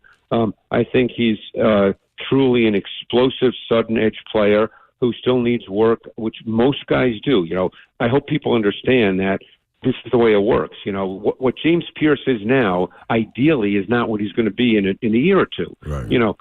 But he needs a little more work on a wider array of pass rush moves, and he needs. There were times he did show speed to power. He's what I call a velocity rusher. Those are guys that need a runway. They need space between themselves and the offensive tackle. What we often call a wide 9 alignment, where there's space between he and the offensive tackle, so he can generate speed and velocity because he's got a lot of juice to his body. And you don't want to see him playing real close to the offensive tackle and getting engaged right away. You want to see him generate speed. So he's a little bit of a project. He hadn't tested well, at least from a physical standpoint in all of those tests here. Yeah, I don't think he's this is an odd draft, okay? So people need to understand a couple things. Number one, it's not a quarterback draft. It's not a wide receiver draft. And you got to draft players. Every year, people in the league will tell you there's 15 to 18 guys that have first-round grades. This year, I'm hearing there's 10. So, yet there's 32 teams that have to draft in the first round. So guys are going to get drafted, and then fans think, he was the 11th pick in the draft. He's got to start right away. This is not the year for that. This is the year where, it might take some guys some time because in an ideal world, they're not really first-round grade players. Right. Yep. A guy a lot of people are talking about from today, Mason Graham. Have you watched his tape from Michigan? I sure have. Okay. Yeah, I sure have. Graham kind of fits into the conversation we just had a moment ago. Graham is super fun to watch. He's really athletic. He's really laterally explosive. I've never really used this word to describe players, but he's like enthusiastic. Like you really enjoy watching this guy play football. but he's not naturally powerful. So, and I had this conversation with a personnel guy the other day and he and I kind of disagreed a little, and it was a great conversation. But I'm really curious to see how Graham transitions early in his career, because I think he's going to have to develop some more power in his game, a little more sand in his pants, as it were, because he's just so much fun to watch. He almost plays D tackle like a running back. Oh, interesting. Right. Huh. Yeah, I mean, he is so much fun. I mean, I love watching him, but I think he needs a little more, a little more power. He's always looking to run around guys and to, play half a man. I think at some point you got to be able to go into a guy's chest. Yeah. Right. Just what you were just saying when we were talking about Abdul Carter too. Yeah. Yeah. I mean, so you have to be, look, in the NFL, you have to be able to initiate and play off contact. You can't run around guys. Does that happen once in a while? Of course it does. But that can't be the way you play snap after snap. Yeah. Cosell, man, we appreciate you checking in. Before you leave, is it anything that jumped out to you that you could share with us, whether it be from the conversations or someone walking around up there? Or anything that surprised you? Yeah, anything? Normally my conversations, guys, because this is what I love, because this is how I learn, is when I talk to guys, and either they know me or they realize pretty quickly that I'm a heavy tape watcher. Mm-hmm. So my conversations tend to get deep in the weeds, because that's the way I want to learn. Because I'm trying to learn, so when I go back and watch tape, I have a more expansive way of watching it. That sometimes I hear a coach say something in a way that I in my mind I go, oh yeah, but the way he says it resonates differently in my mind. So now when I go back and watch tape, I just have a little different way of looking at it. Mm-hmm. So, I had a half-hour conversation yesterday with a D coordinator in the league that I just met, but, after a couple of minutes with something I said, he turned to me and he goes, you really watch this stuff, don't you? And the whole conversation changed, and for a half hour we got deep in the weeds. Yeah. So that for me is the fun of the combine. Cosell, how much does terminology change? In terms of breaking down the game, is it still the same? Like what teams call certain things? Yeah. I think that's probably specific to philosophies. Okay. Yeah. So I think it's like on offense. There's probably 2 or 3 basic offensive. I'm trying to think of the right word. Like there's a West Coast tree, right. There's a Don Coryell tree, right. There's another tree, and I think the terminology and all that stuff is relatively the same. So it all depends on what the team runs. Yeah. See, like basketball, you go from a pin down as a single screen. Some people call it a hammer now. Like it's right. That's what I was meaning. Yeah. So okay. Yeah. Gotcha. I'll give you an example of that just real quick. That's the problem when quarterbacks end up, particularly young ones, with different systems early in their career, because the way it's often described is it's like learning a different language every year. So let's say you come in the league and you're learning French, and then all of a sudden that staff gets fired, and the next year they bring in a new staff, and then all of a sudden you got to learn Spanish. Yeah. And then if that staff gets fired and they bring in another staff, then you got to learn German. Yeah. So even though the concepts are, basically similar, the way they're presented is totally different. Right. Gotcha. Appreciate it. Good stuff. Thank you, Cosell. We appreciate you, and can't wait to talk to you again next week and dive into some more of these guys. Yeah, I really appreciate it. I'll be getting back in the office Monday, and I'll just be grinding away, Dawn. That's what I'll be doing. I know it. And then we've got the install coming up, which is live again. And I was doing some promotion because I saw a guy who's in the financial services business, trying to recruit players. And then he said he lived in Nashville, and I said, hey, you got to come to the install. And he put it in his phone. He said, I'm going to be there. Heck yeah. Love it. There you go. Get more people. I'm doing a little promotion for everybody, Good job, Cosell. Well, I'll be there. It's fun. Awesome. Thanks, Cosell. We'll talk to you next week. Have fun at the Combine. All right, guys. Appreciate it. Thanks. Thank you. There you go. He's Greg Cosell, executive producer, analyst of NFL Matchup, and a senior producer at NFL Films. I want to say he's been there for 47 years or something. Yeah. That was big. James Pierce just ran his 40. Okay, what was it? He ran a 4.5 flat. Really? Yeah, at 6.5 and a quarter. Okay, well, that'll help his. That's better than the Numbers. vertical and the broad jump he It had. looked like he pulled up a little bit too. I think he can get to the 4.48, 4.49 mark. Okay. It'll be interesting to see what his second one is. He needed that. Yeah, it was Needed that interesting bad. to hear Cosell talk about James Pierce Jr.'s tape too. Mm-hmm. We got to take a break, but we can hit on that a little bit when we come back, and then we're going to do our one question you would ask each prospect. And we're talking Travis Hunter, Abdul Carter, Shador Sanders, Cam Ward. If you have questions for some of these prospects, what would you ask in a personal, private interview if you are the Tennessee Titans? Yes. That's coming up next on 3HL 104.5 The Zone.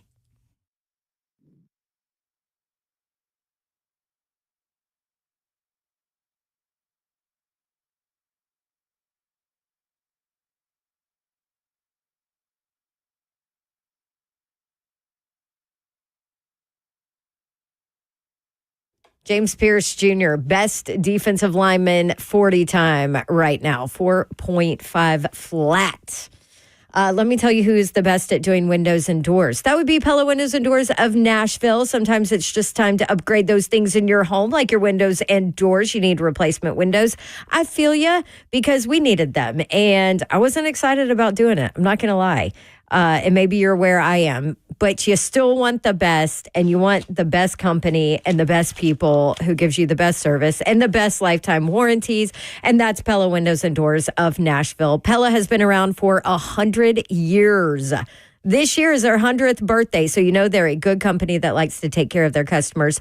And they're letting me give you a new deal every single month. So we're in the month of February, a few days left here, and I'm giving you the Dawn deal, 47% off qualifying installations and no interest if paid in full within 12 months. So no payments due for 12 full months. Call Pella Windows and Doors of Nashville and tell them you want the Dawn deal. You can even schedule your free consultation and they'll come to you online, PellaNashville.com. That's PellaNashville.com.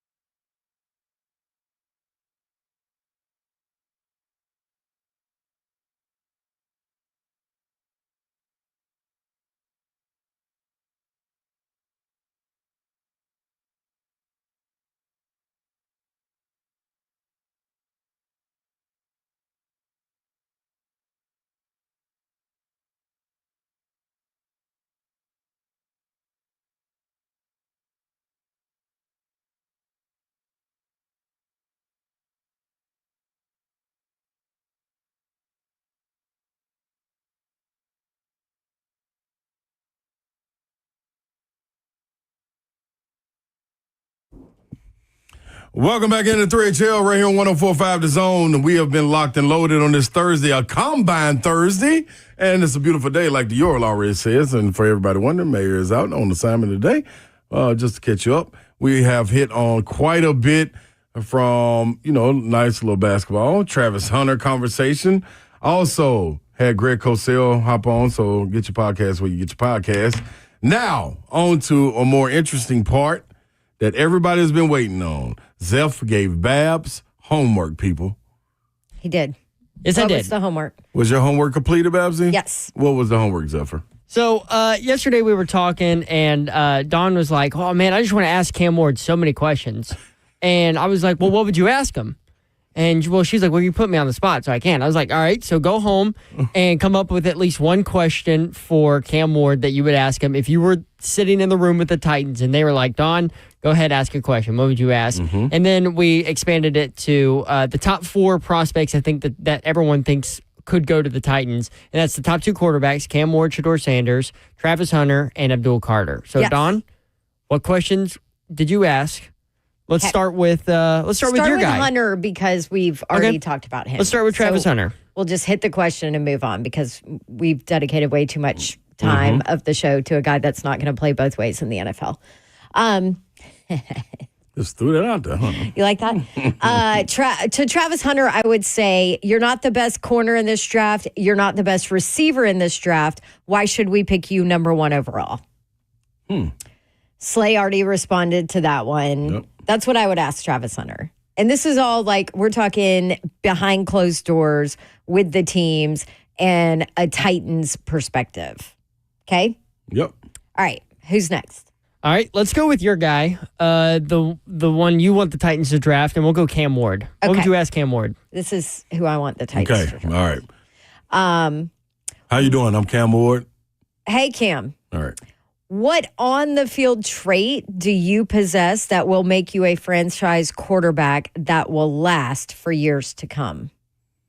On-the-field trait. What on-the-field trait do I have? So none of this I'm the best leader. I'm a leader. I'm a leader of men. I don't want to hear anything about that crap. I want to hear about your game.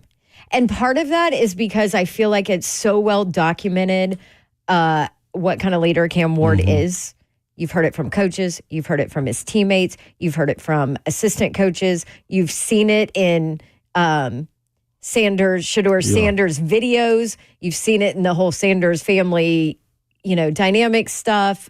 So for me, I want to know what's the on-the-field trait that is going to enable you to be a franchise quarterback for years to come. My on-the-field trait that would allow me to be the future quarterback. You think he instinctively goes arm strength? I would definitely lean. I would definitely lean on it. But then again, if you're the Titans, you've seen arm strength. Guess what? We got arm strength right here. His name's Will Levis. Yeah. And that's a debacle. Mm-hmm. But because you can't teach it, right? No. You can't develop it. You can't teach it. It's there. You have it or you don't. If I was him, I would say, well, give me an example of what you mean. Like if I can't say arm strength and you've seen that. No, like I'm I don't want to give you something. I don't want to give you something generic. I want to. See, I'd have an issue if you answered the question like that. You know what I would go with? I would go with with the game being chaotic as it is, being able to settle everybody down in the huddle and being able to go out and execute. And as you saw from my film, that the way I performed, matter of fact, you did a couple of my games, and I'm glad you were there. But you saw the resilience that I had, and knowing that I wasn't necessarily working with all of the greatest pieces at the time. But I did also elevate everyone else's game around mine to be able to pull us out of some wins that we probably shouldn't have walked or could have walked away with if I wasn't a quarterback. So the other question I would ask him would be something along the lines of, you've improved significantly at every step on your journey. Incarnate Word, Washington State, Miami. What is left to refine in your game? What's left? I would say definitely my mechanics, without question. And me personally, watching them, I think he got a funky little way of delivering the ball. It bothers you. It does. It does. You But talked about it last time when we were watching Shador and him together. It gets that. It really gets Slay. It's weird, but I also have seen him in games and him be able to get some of those sidearm throws. And because it's so quirky, you don't really time it how it comes out when you matching hands, if that makes sense. So I think that's the plus. It doesn't bother me. I don't know why. I think, and I wonder, was it because he was next to Shador and Shador's is so fine? And you know what I'm saying? And beautiful, it's so technical. It's beautiful. Okay, let me ask you. I got one for Cam. Okay. I mean, not for Cam. You're Shador. You ready for Shador? No, I have one for Shador. Well, I'm asking the same question to both of them. Okay. What is it? Let's move on to Shador then and do that. Shador, you're the GM of the Titans. Why would you draft Cam Ward as the number one quarterback? Oh, wow.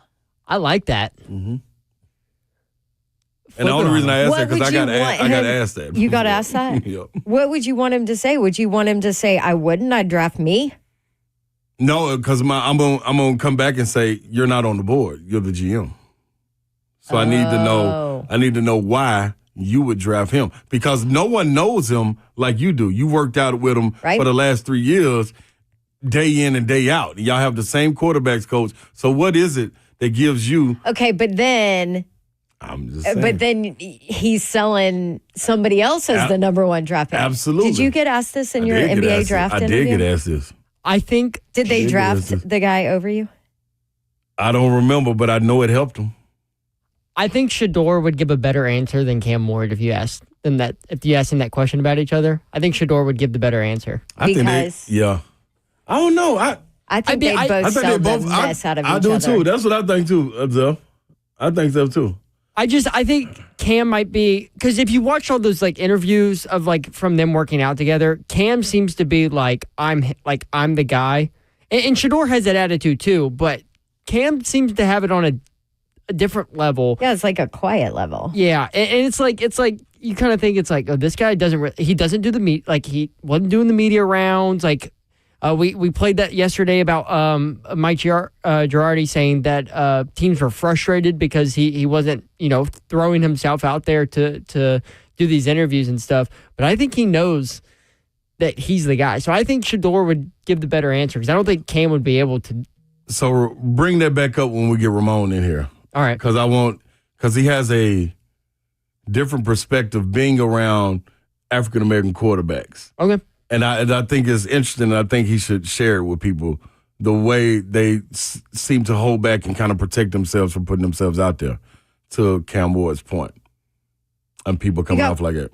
But Shador's African-American too. Yeah, I mean, it's not for everybody. It's not for everybody. I'm just saying in general. Okay. Like the ones he's been around, I hope he shares this. I hope he wants to share that after. Well, I hope he does because you just put him on the spot. Yeah. Why don't you text him and find out? By the way, Ramone Foster's coming on at 5:20. We'll see if he's comfortable talking about this. Savage got a nice way to put it, though. I know what you're getting. You know what I'm saying? Yes. Yeah. We have to take a break. We've got the 5 o'clock hour coming back. Do you want my Sanders question on the way to the break? I absolutely do. And I then want we'll to think talk on about it. Yes. All right. I would ask Shador Sanders, for those that look at your lifestyle and say, that's a distraction to ball, what would you say? 3HL 104.5 The Zone, 5 o'clock hour is next. We're powered by Ferguson Home.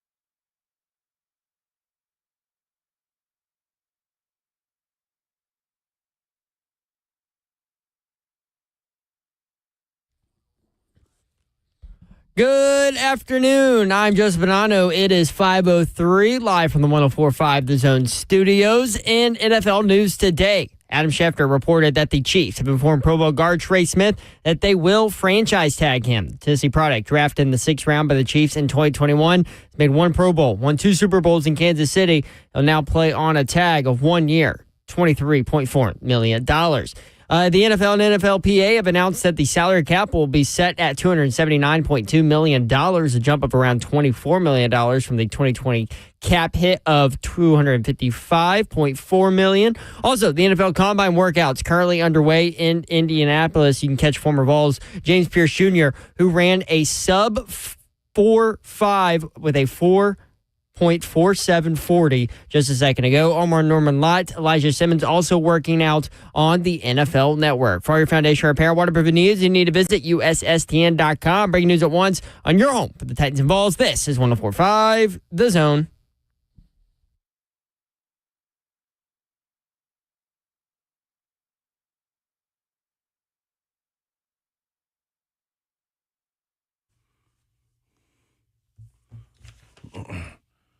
Welcome back into 3HL right here on 104.5 The Zone. Appreciate you rocking with us on this Thirsty Thursday, this Combine Thursday, powered by Ferguson Home. That's who we're powered by. You need to get out there and discover the Mount Juliet showroom floor at 401 South Mount Juliet Road. Ferguson Home, where it all comes together. And this is what 3HL is. We bring all of it together right here on your drive home so you can get in and have a good time with us. Welcome in, Ferguson home. Babsy. Hey, Slay. You're back. Boy, you a baby Babs right there. God, you a baby Babs. Oh, my gosh. I didn't tell you. So last night, I'm like telling baby Babs, all right, it's time to go to bed. Whatever. Yeah. We have your game on. No, I have to see Slay. I don't. I'm like, we can't see him. You can hear him. It's few and far between in the games. We have to see Slay. I can't go to bed till we see Slay. I'm like, oh, are they ever going to put him on camera so we can freaking go to bed? I have to see Slay. I'm like, oh, jeez. Since she would have stayed up late enough, she would have heard. She was already well past. Finding Dory. I gave a shout out to Finding Dory. No, you didn't. I said, keep swimming. Just keep swimming. Okay, we must have missed that part. It was later in the back end of the game. Well, listen, by the time you actually hit the air, it was already past her bedtime. They slid us 5 minutes for no reason. I know. The game, Auburn had blasted. Hey, it happens. Whoever they played. Ole Miss. Yep. Yeah. So good job. Welcome back, Slay. Hey, I'm in the building. Yes, indeed. We talked a bunch about Coach Cal and Arkansas and all of that since you got to spend some time with him prior to the game. So if you missed that, go check it out. That was in our first hour, 3 o'clock on the podcast. Right. You can check all of those out at 1045thezone.com. Something like that. Anywhere you get your podcast. That's right. Oh, good job. Mayor, yes, is on assignment. You're stuck with me and Slate. We've got Savage Ramone Foster coming up at 5:20. We'll dig in on all of this NFL Combine stuff. Will we bring up his 40 time? Yes, we probably will. And he might hang up on us. Speaking of Vols 40 times. Yes. James Pierce Jr. And let me preface this by saying that James Pierce Jr. was not testing well up to this point. 31-inch vertical.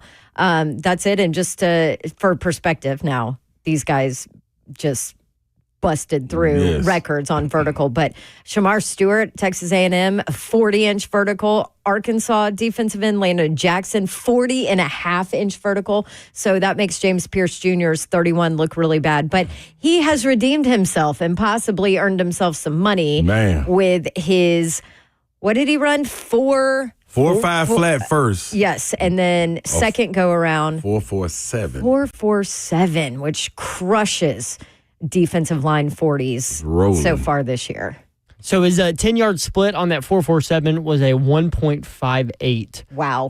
Which is really the number you're looking at when you're looking at these defensive linemen and these edge rushers.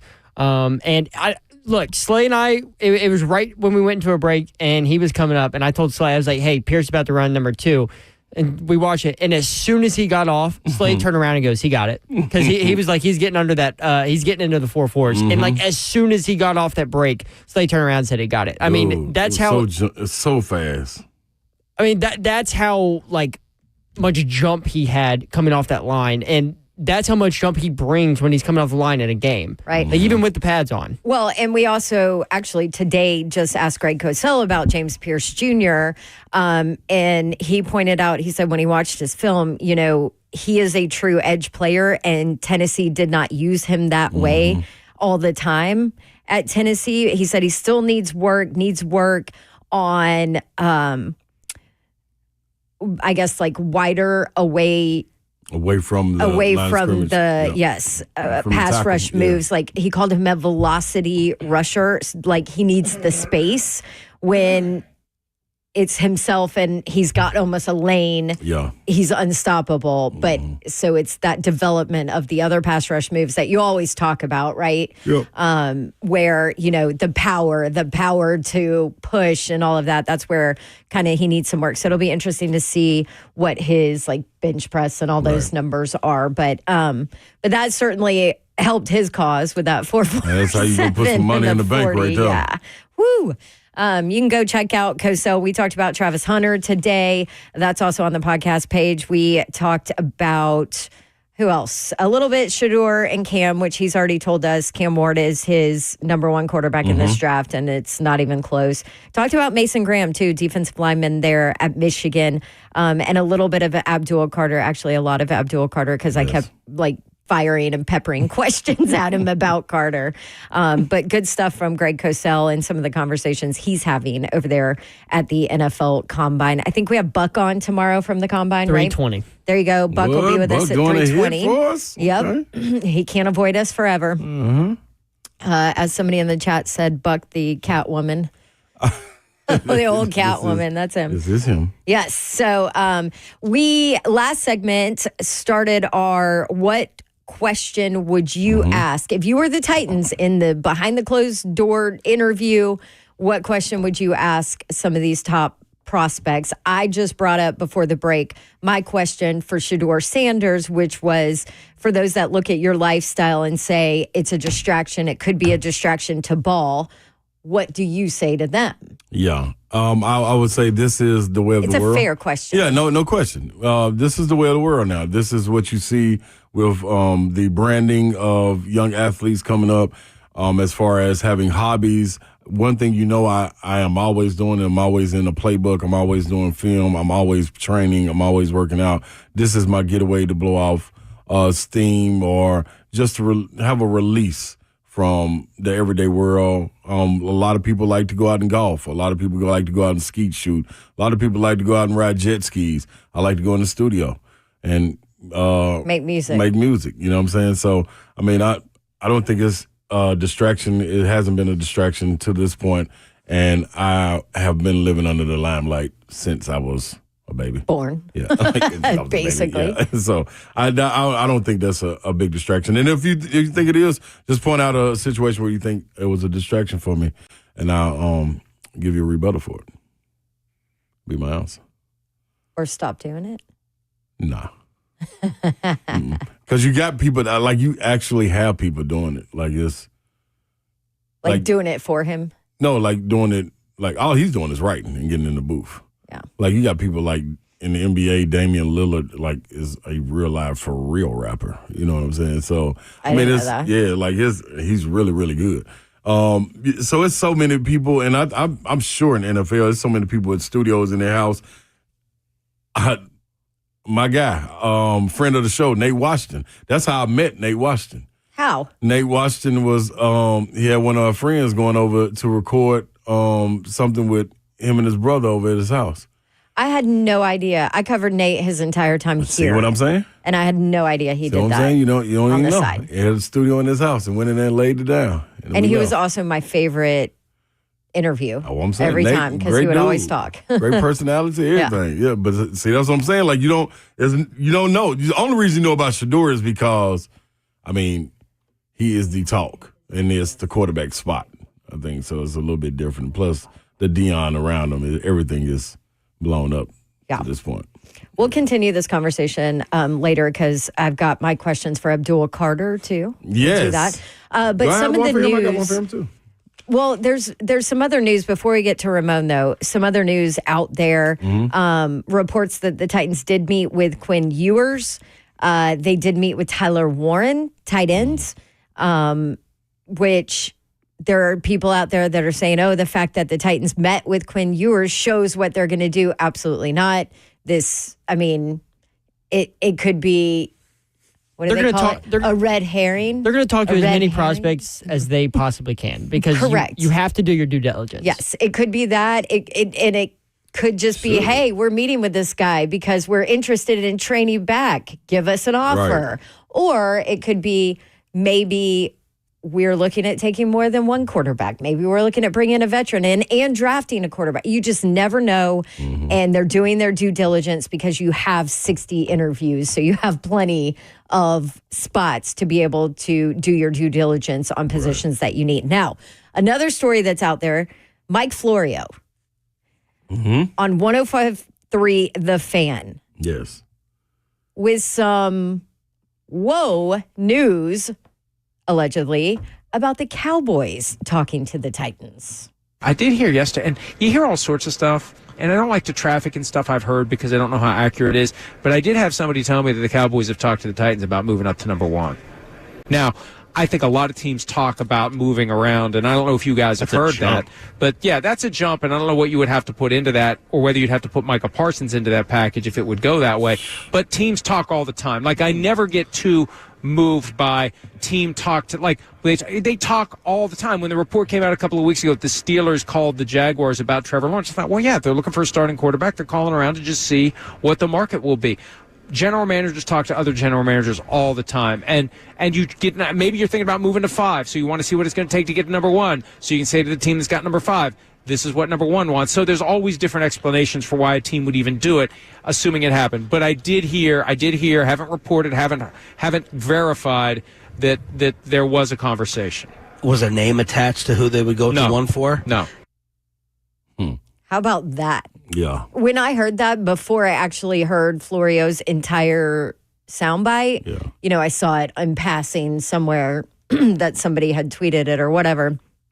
And I immediately thought, oh, Micah Parsons is going to be included in this offer package conversation. Absolutely. Also, Dak Prescott apparently walking around at the Combine this week. You think he could be there scoping out where he could be traded to? Maybe the Titans, if they want to include Dak Prescott in their package? No. You don't want that contract. That's a lot of money. Do you want that contract? What if they take on some of the money? That's part of the reason of getting up to number 1. I don't want no Dak. We're not taking Dak on. We're cool on that. There was one more tweet that I saw. This one from Benjamin Albright talking about teams trying to trade up to number 1. And he got a little fancy with his words here, but this is what he put on Twitter earlier today. Would not be surprised to see a trade in the top 5 of this draft to go get number 1, a large trade, a giant one, a titanic one, if you will. Titanic. A giant and titanic as in trade. Titans. Well, they shouldn't have never got rid of Danny Dimes. We would have went and got him. We would have gave y'all the number 1 pick. That would have gave us Danny Dimes. I'm glad Slay's not GM right now. Right? I love the NFL Combine because all this stuff is coming out, and who knows if it's true or not. And did you see... What were we talking about yesterday, Zeph, the Jordan Schultz report? Oh, my gosh. Oh, my gosh. So Ian Rappaport said that this was a chance meeting between Tom Brady and Matthew Stafford, whatever.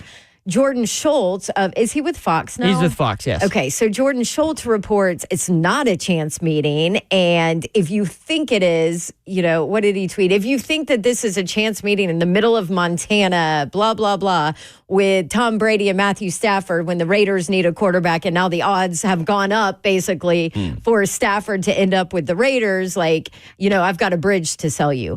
Well, then apparently they got into a massive fight, right? To where the NFL has to investigate now. Apparently, so the story goes... It had to be at a Starbucks, Ian Rappaport was at a Starbucks. He was talking to an agent, and Jordan Schultz comes up to him and allegedly starts spewing cuss words at him, saying like, "Hey, don't you ever bleep and do that again? Like what are you thinking? Like, don't you ever bleep and do that to me again?"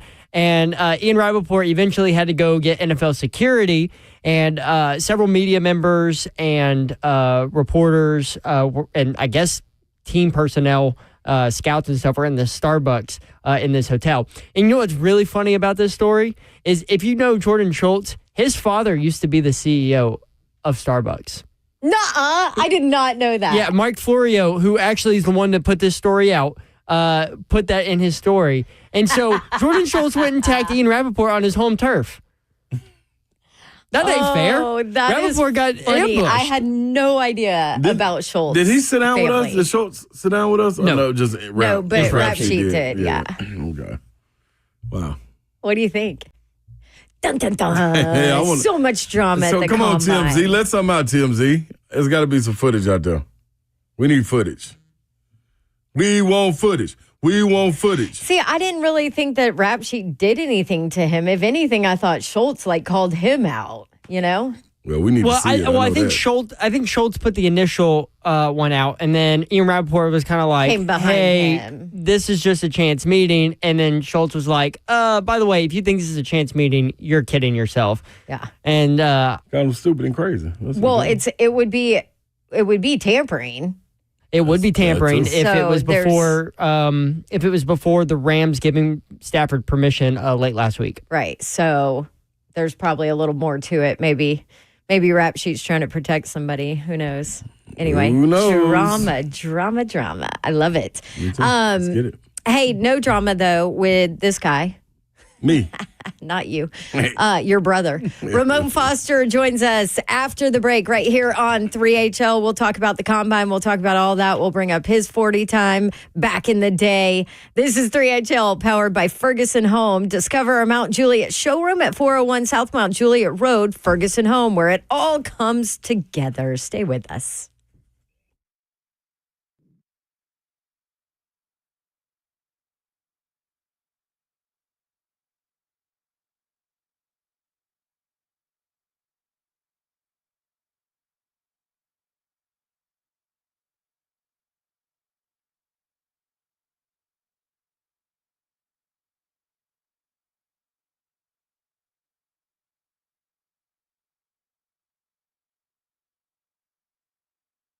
What's happening, y'all? WeGrowHair.com is where you need to head to with PAI Medical.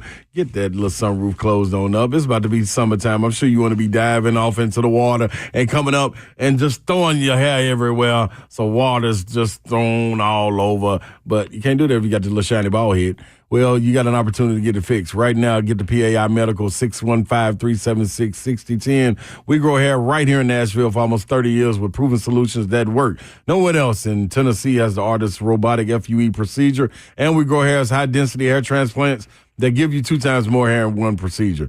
Or you can use the 45-minute laser and PRP treatments for men and women. I did the PRP treatments about 2 weeks ago, and it's 3 sessions. I'm going to go get the other one. Backed by only the company I trust to help your thinning hair, and that's We Grow Hair. Call them right now at 615-376-6010. This year, look and feel better about yourself. Restore your hair. Go to WeGrowHair.com and call them 615-376-6010 for your free consultation right now.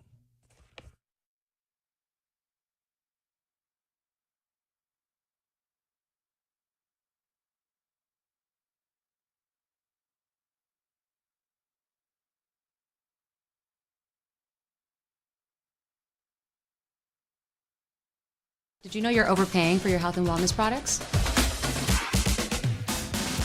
With over 20 company-owned brands offering its members vitamins, supplements, wellness, and skincare products, you're able to save up to 70% off retail. Members Nutrition can't change your life, but we can change the way you live.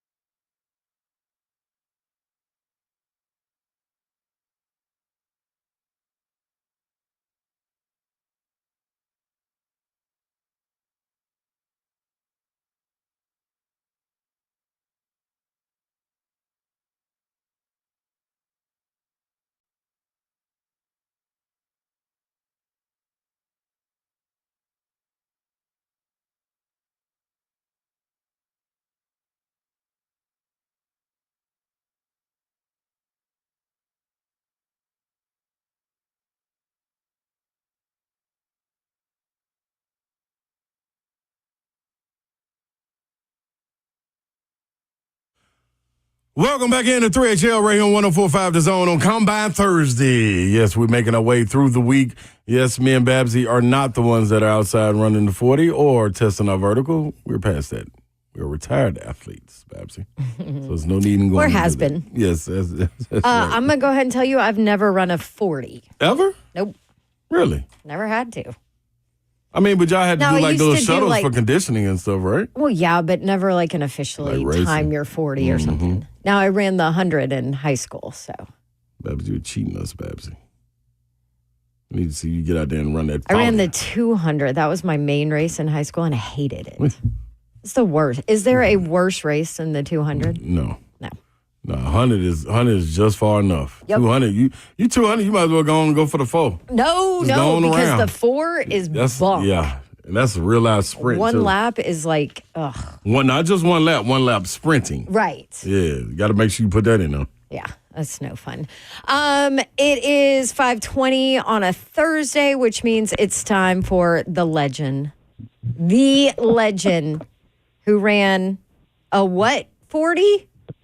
A 5.56 and a 5.5 something else. Rolling. I'm too slow.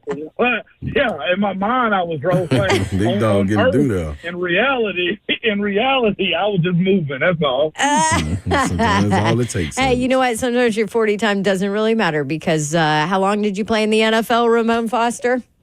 It did not matter, Babsy, for a whole 11. There was some dudes that ran like a 4.7 that were offensive linemen that made it just 4 years. So, I mean, it is what it is. I kept up, but I don't act like it, as you can tell. There you go.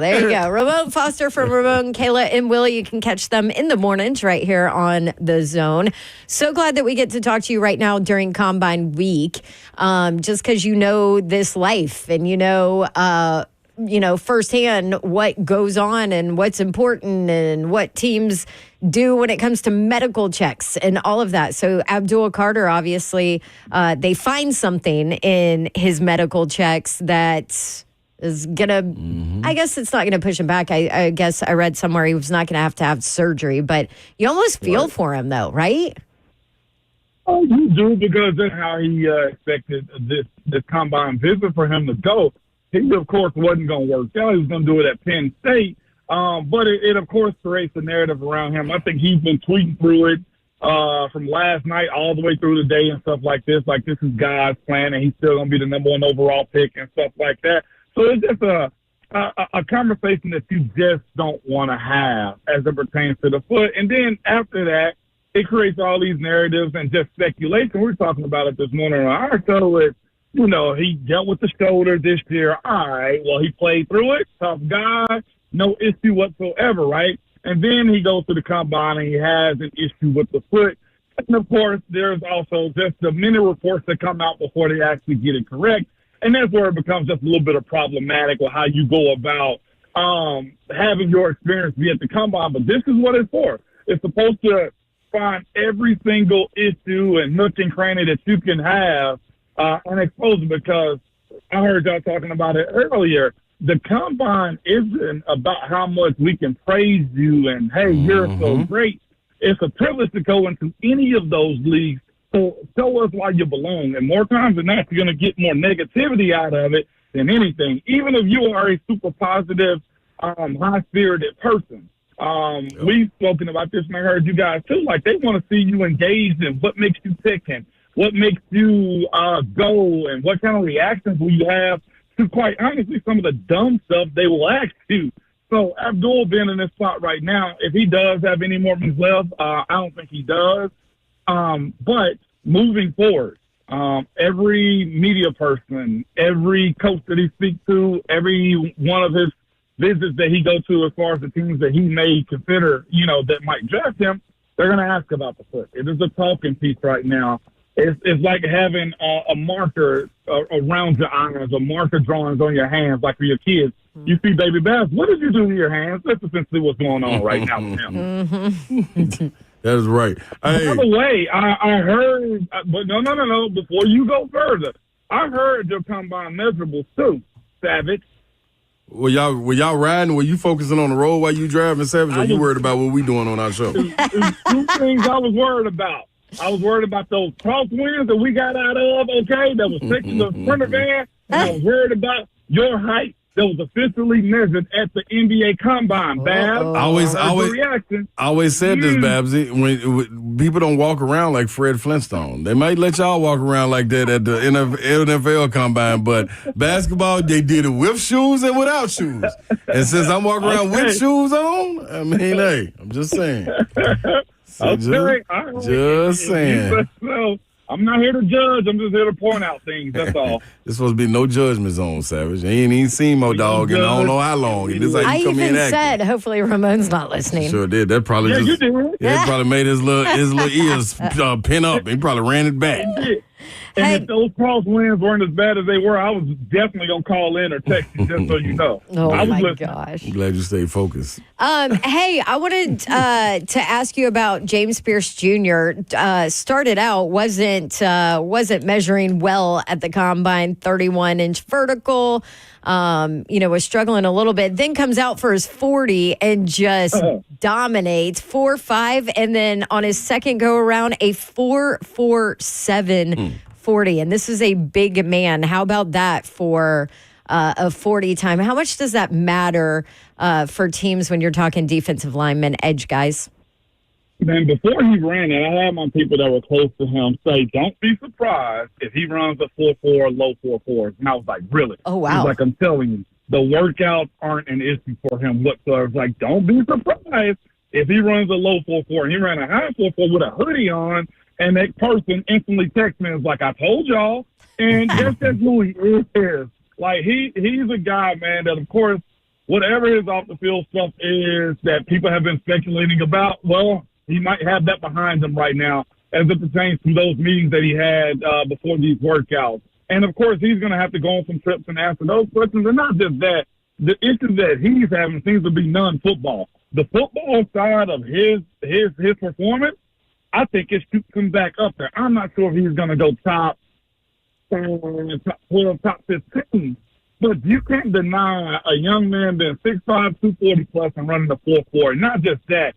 His 10-yard split was a 1.51 red. Yeah. 1.58. 1.58, yeah. 1.58. Like, that tells me he's got get off. He's got long arms. He's got range. And looking at what the vertical jump was, 31, he's over 30. To me, I think that's a benchmark for a lot of people, get over 30. Offensive lineman, I jumped 26. My goal was get over 25.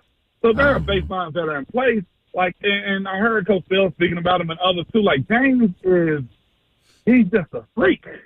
And you want those guys on your team. And I think running that 40 time, seeing his stature, his build, and I was told also, like, working ain't his issue. Like, he wants to be in a game. He wants to go to the weight room. He wants to do all those things. It may be a little bit of maturity. It may be a little bit of growth. And you got to also think, if you had to come to me when I was 18 years old and potentially giving me six figures, probably would have been a little bit of a headache too. Savage, hey, listen, we might have to have our mamas live with us to control us, is what I'm telling you. So you better believe that type of freedom, and it's an excuse. I don't want to make that excuse for him. But I was talking to somebody last night about other prospects that had come through the draft and how these guys go to the draft and they control their families. Hey, let's go.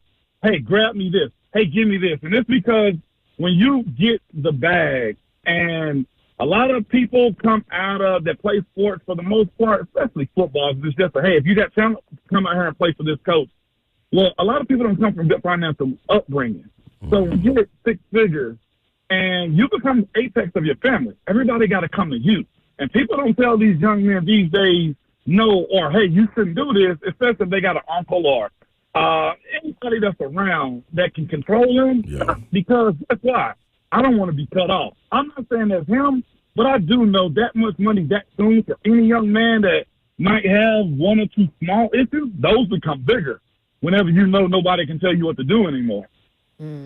Absolutely right. It's sad, but it's true. Yeah, spot on. We were talking about Cam Ward, and feel free to share if you want to, Savage. You don't have to, but I'm going to ask you anyway, because I posed this question to you before. It was seeming like when you talk about the African-American quarterbacks, these guys seem to be shut off a little bit more and a little bit more protective of not necessarily the background, but themselves when they go into these interviews with teams. And coming out of it, we were hearing that Cam, the teams wanted them to be a little bit more open. They felt like he was a little shut off. What is your thoughts on that? Man, there is a term called code switching, where you have to be two different people. Like the way that you're raised and the people you hang around, those aren't the people that go inside. For most, especially black guys, those aren't the people that are in those front offices for you. And it's sad that it's that way, because if you go in there with a mouthful of gold and chains on, those people that are judging you are probably going to look at you and say, "Hey, won't you be professional?" So those guys' idea sometimes of what being professional is to be short and sweet and not doing it for myself because I'm already being prejudged. Right. We're not far removed, y'all, from I think it was a GM CEO in the 1970s saying that the black quarterback doesn't have the brain capacity to run an offense. Those stereotypes hang around, and I mean, years ago it wasn't that they embraced the running quarterback. Now the running quarterback is the normal thing in all sports. You know, we're talking about these guys, Cam as the door, talking about doing mobile. You know, Right. and those are the things that you kind of run into in that world, and it sucks that it's that way.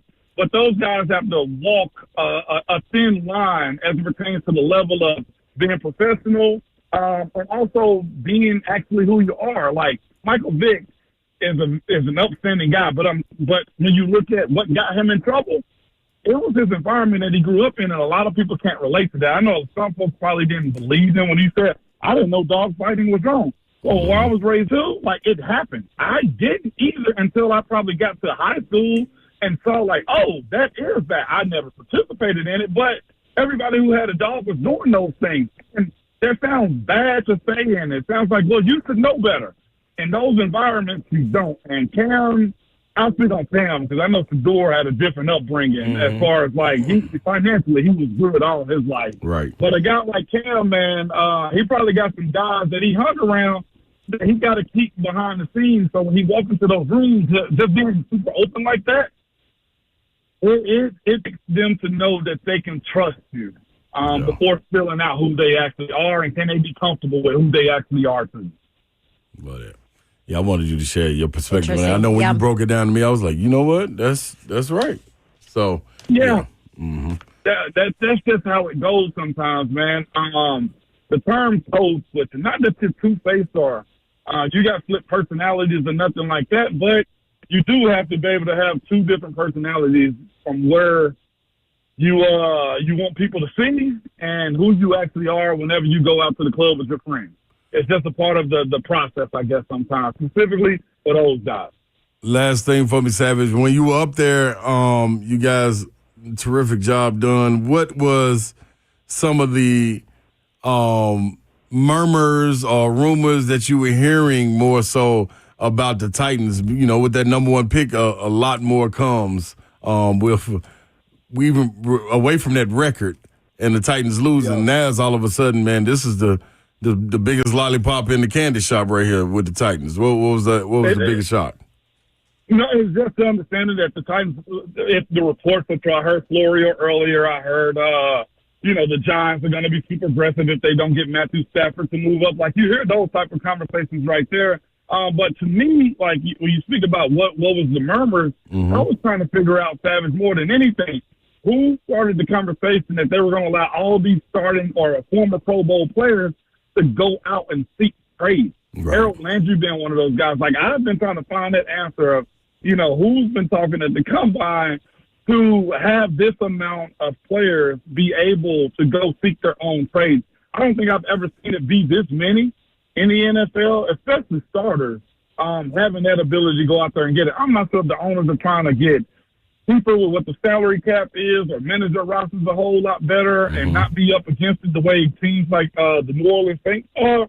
But what I will tell you this, whether it's the Titans or anybody else, the amount of talking and exchanging of information and just coaches from different teams walking down the street with each other. Like, they talk about there's no tampering. Go to Indianapolis. You're going to see two coaches from the same division or Kansas City and Baltimore coaches walking down the same street, you got to ask yourself, like, well, yeah, this is where deals are done. This is where the market is set at. Case in point, this earlier today, the NFL and the NFLPA both settled on what the salary cap was going to be. Well, guess where all of those people were at? They're at the combine. So I love seeing the way all of this stuff works out and how those deals come in place. I'm not sure if Florio got that conversation or that information about the Dallas Cowboys wanting to move up to number one, but it seems to me that whatever and however he got it, it came from Indianapolis first. Oh, no doubt. So would you, okay, just hypothetical here, would you chat with the Cowboys about them moving up for number one if it included a nice little Micah Parsons number in there? Babs, I wouldn't even need Micah Parsons for that Dallas Cowboy trade. Okay, going from 12 to 1, we're starting at 2 ones regardless. I need a third here and some more stuff next year. Like, that is like Christmas in April if you have the opportunity to get Dallas to move up from 12 to 1. The exchange rate, as we like to say sometimes when we're switching currency, is so high when we're talking about picks and just assets that have to be given up for that number one overall pick from 12. Yeah, absolutely, guys. Yeah, you could fill a lot of holes, but guess what? You still don't have a quarterback. All right. You know what? Rome wasn't built in 1 year. Patrick Mahomes didn't become a Super Bowl champion in year 1 either. Very true. All right. Thanks, Savage. We appreciate you. All right. Y'all be safe. Thanks, Ramone. We're at the studio, Bab. Oh, come on in. You can do the last segment with us. Yeah. All right. I'm going to come on there. There we go. I bet. All right. Bet. Ramone Foster, Savage, Ramone Kayla, and Will. They are on in the mornings. You can check them every morning from 6 to what time? 6 to 10. There you go, 6 to 10. It's a little early, Babs. Yeah. This is 3HL on 104.5 The Zone. We wrap up our show right after this. Stay with us.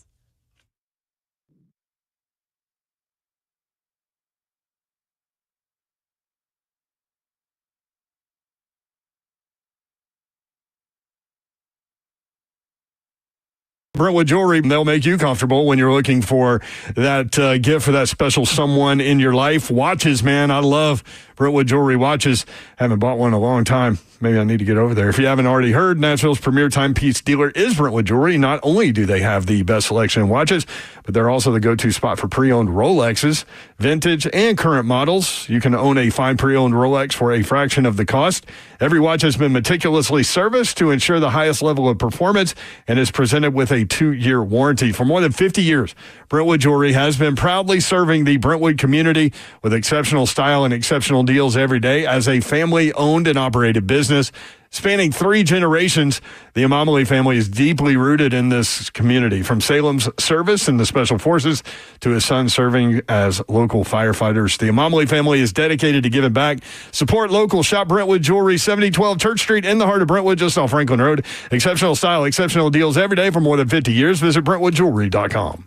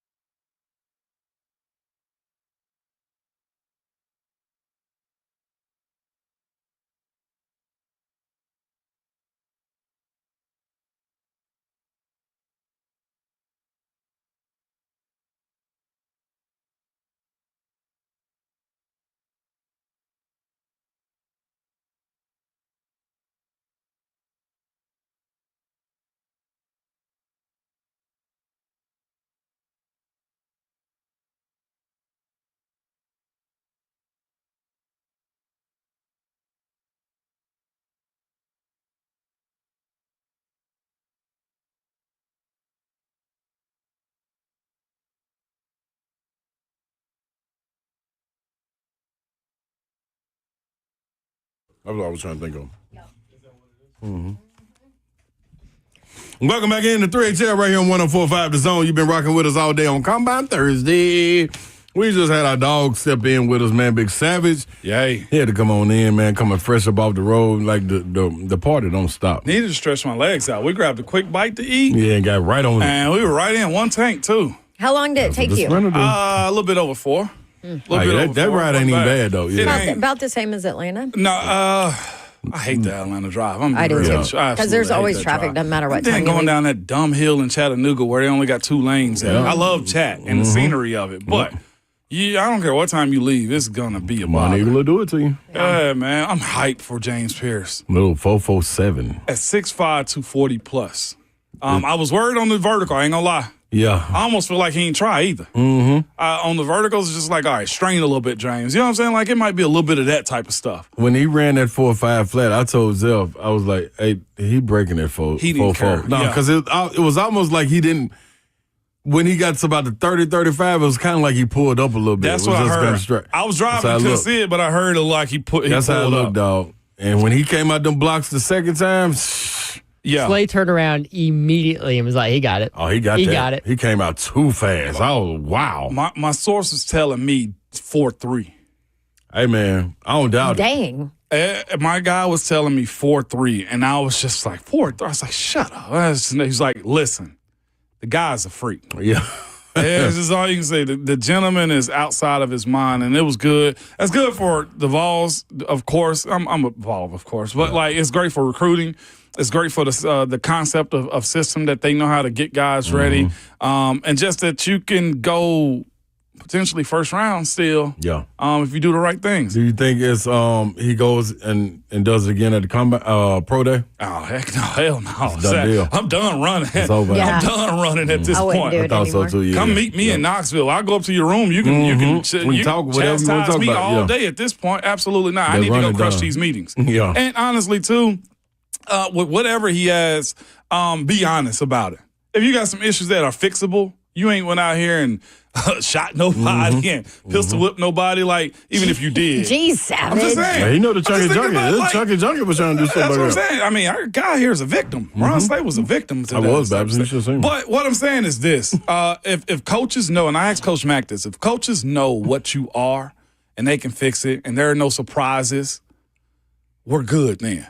All right, and that's what Were I'm you saying. here? You weren't here for Isaiah Wilson, were you? Yeah, heck yeah, you I were. was. Okay. I tried to talk to Isaiah. That was you did. I started that year. Now that was a surprise, right? It was because, Like, again, nobody within the Titans knew that there were this level of issues. So, with him. and to be fair to J-Rob and everybody else that evaluated him through that COVID year also, where you couldn't get those it was one-on-ones, COVID. That's remember? right. Yeah. You couldn't get him in a room and say, hey, you suck at football, and see what he does. Right. Everything was over Zoom so they could prep for it. To be fair to him, he checked every single box of the things you needed athletically. Right. And that's what I was speaking about earlier, too, and when I speak about, like, guys having to code switch and, like, change who they are for those official formal meetings like that. The people readers in the room know how to do that. They weren't allowed to do that with a guy like Isaiah Wilson, who, as we saw, because of COVID. Yeah, we saw the real him. That's what you don't want. Right. On the OTP with Coach Callahan, I asked, I think I told you, no, it wasn't you guys. I asked him about the personalities pretty much of Shador and Cam. I was like, do you care about how flamboyant a guy is, or if a guy has cameras around? He's like, here's the thing about the way you view these guys is as long as they are consistently them. Don't be Mr. Nice Guy. Hey, yeah, I'll let that guy date my daughter. Next thing you know, he's in Vegas throwing rage parties. Right. You know what I'm saying? Like, and there's no sense that you can't go out and have a good time and be yourself. But the person as long that as you know are, what you're getting. When you walk in, like James Harrison, that played for the Steelers, Debo, we knew what to expect out of him every single time. He gonna have a good time, but when it comes down to the practice reps, he gonna be a menace. He gonna try to break your shoulder off, and you need to be adjusted to those things. Like Cam Hayward was another one of those dudes I hated practicing against because, or Jeff. Let's keep it local. Jeffrey Simmons. You remember when he floored? Who was it? Every year. Raiders off his leg, off his feet. You think to yourself, no, that's your fault. You know Jeff goes hard every play. Mm-hmm. He's consistently this individual every single play. Why would you take a play off? Yeah, you better be ready.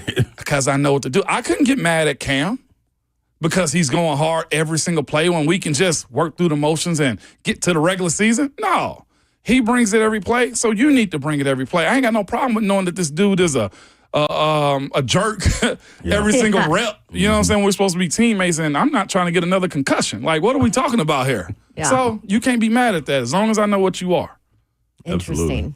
Yeah, somebody in the chat said Kelly said Joe Burrow's eccentric off the field, but he's always the same on or off the field. Yeah. He did say that. Look at all that jewelry he got stolen.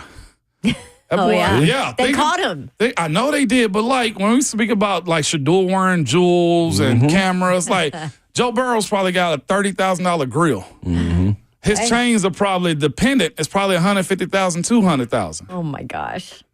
It's different. Well, they've got the money. But Joe get away with that too. Why, Ramone? You know why. You know why. Don't do that. Joe cool. Because he's a quarterback? But you know why. Yeah, that's cool. We're going to get out of here. You left me no time to have this discussion, huh? We need a longer discussion. All right, there's Ramone Foster, Ramone Kayla. Everybody love everybody, man. Ramone, Kayla, and Will in the morning starting at 6 a.m. You need to go get some sleep. Ron Slay, I need to. good to have you back. You need sleep, too. I'll be out tomorrow, though. You in there. That's all right. Hold us We down. got it. Mayor will be back tomorrow. Don't worry. Zeph, great job behind the glass. Appreciate you. We appreciate you listeners, too, man. Yeah, what are we supposed to say? Thanks for letting us have a moment in your life, and God bless you, and good night. And we don't take it for granted? Yes, that's it. Good night. God bless. Good night. God bless. We don't take it lightly either. Yep. And then you say, See go ya. Vols. Nah, Like that, Savage. Your bet's over with? No, I have the rest of the year. Wouldn't want to be yeah, ya. baby. Unless you were getting a shout out to, hey, man, the guys down the street on West End, Vandy, that 7th win, firmly put you into the NCAA tournament. Woo!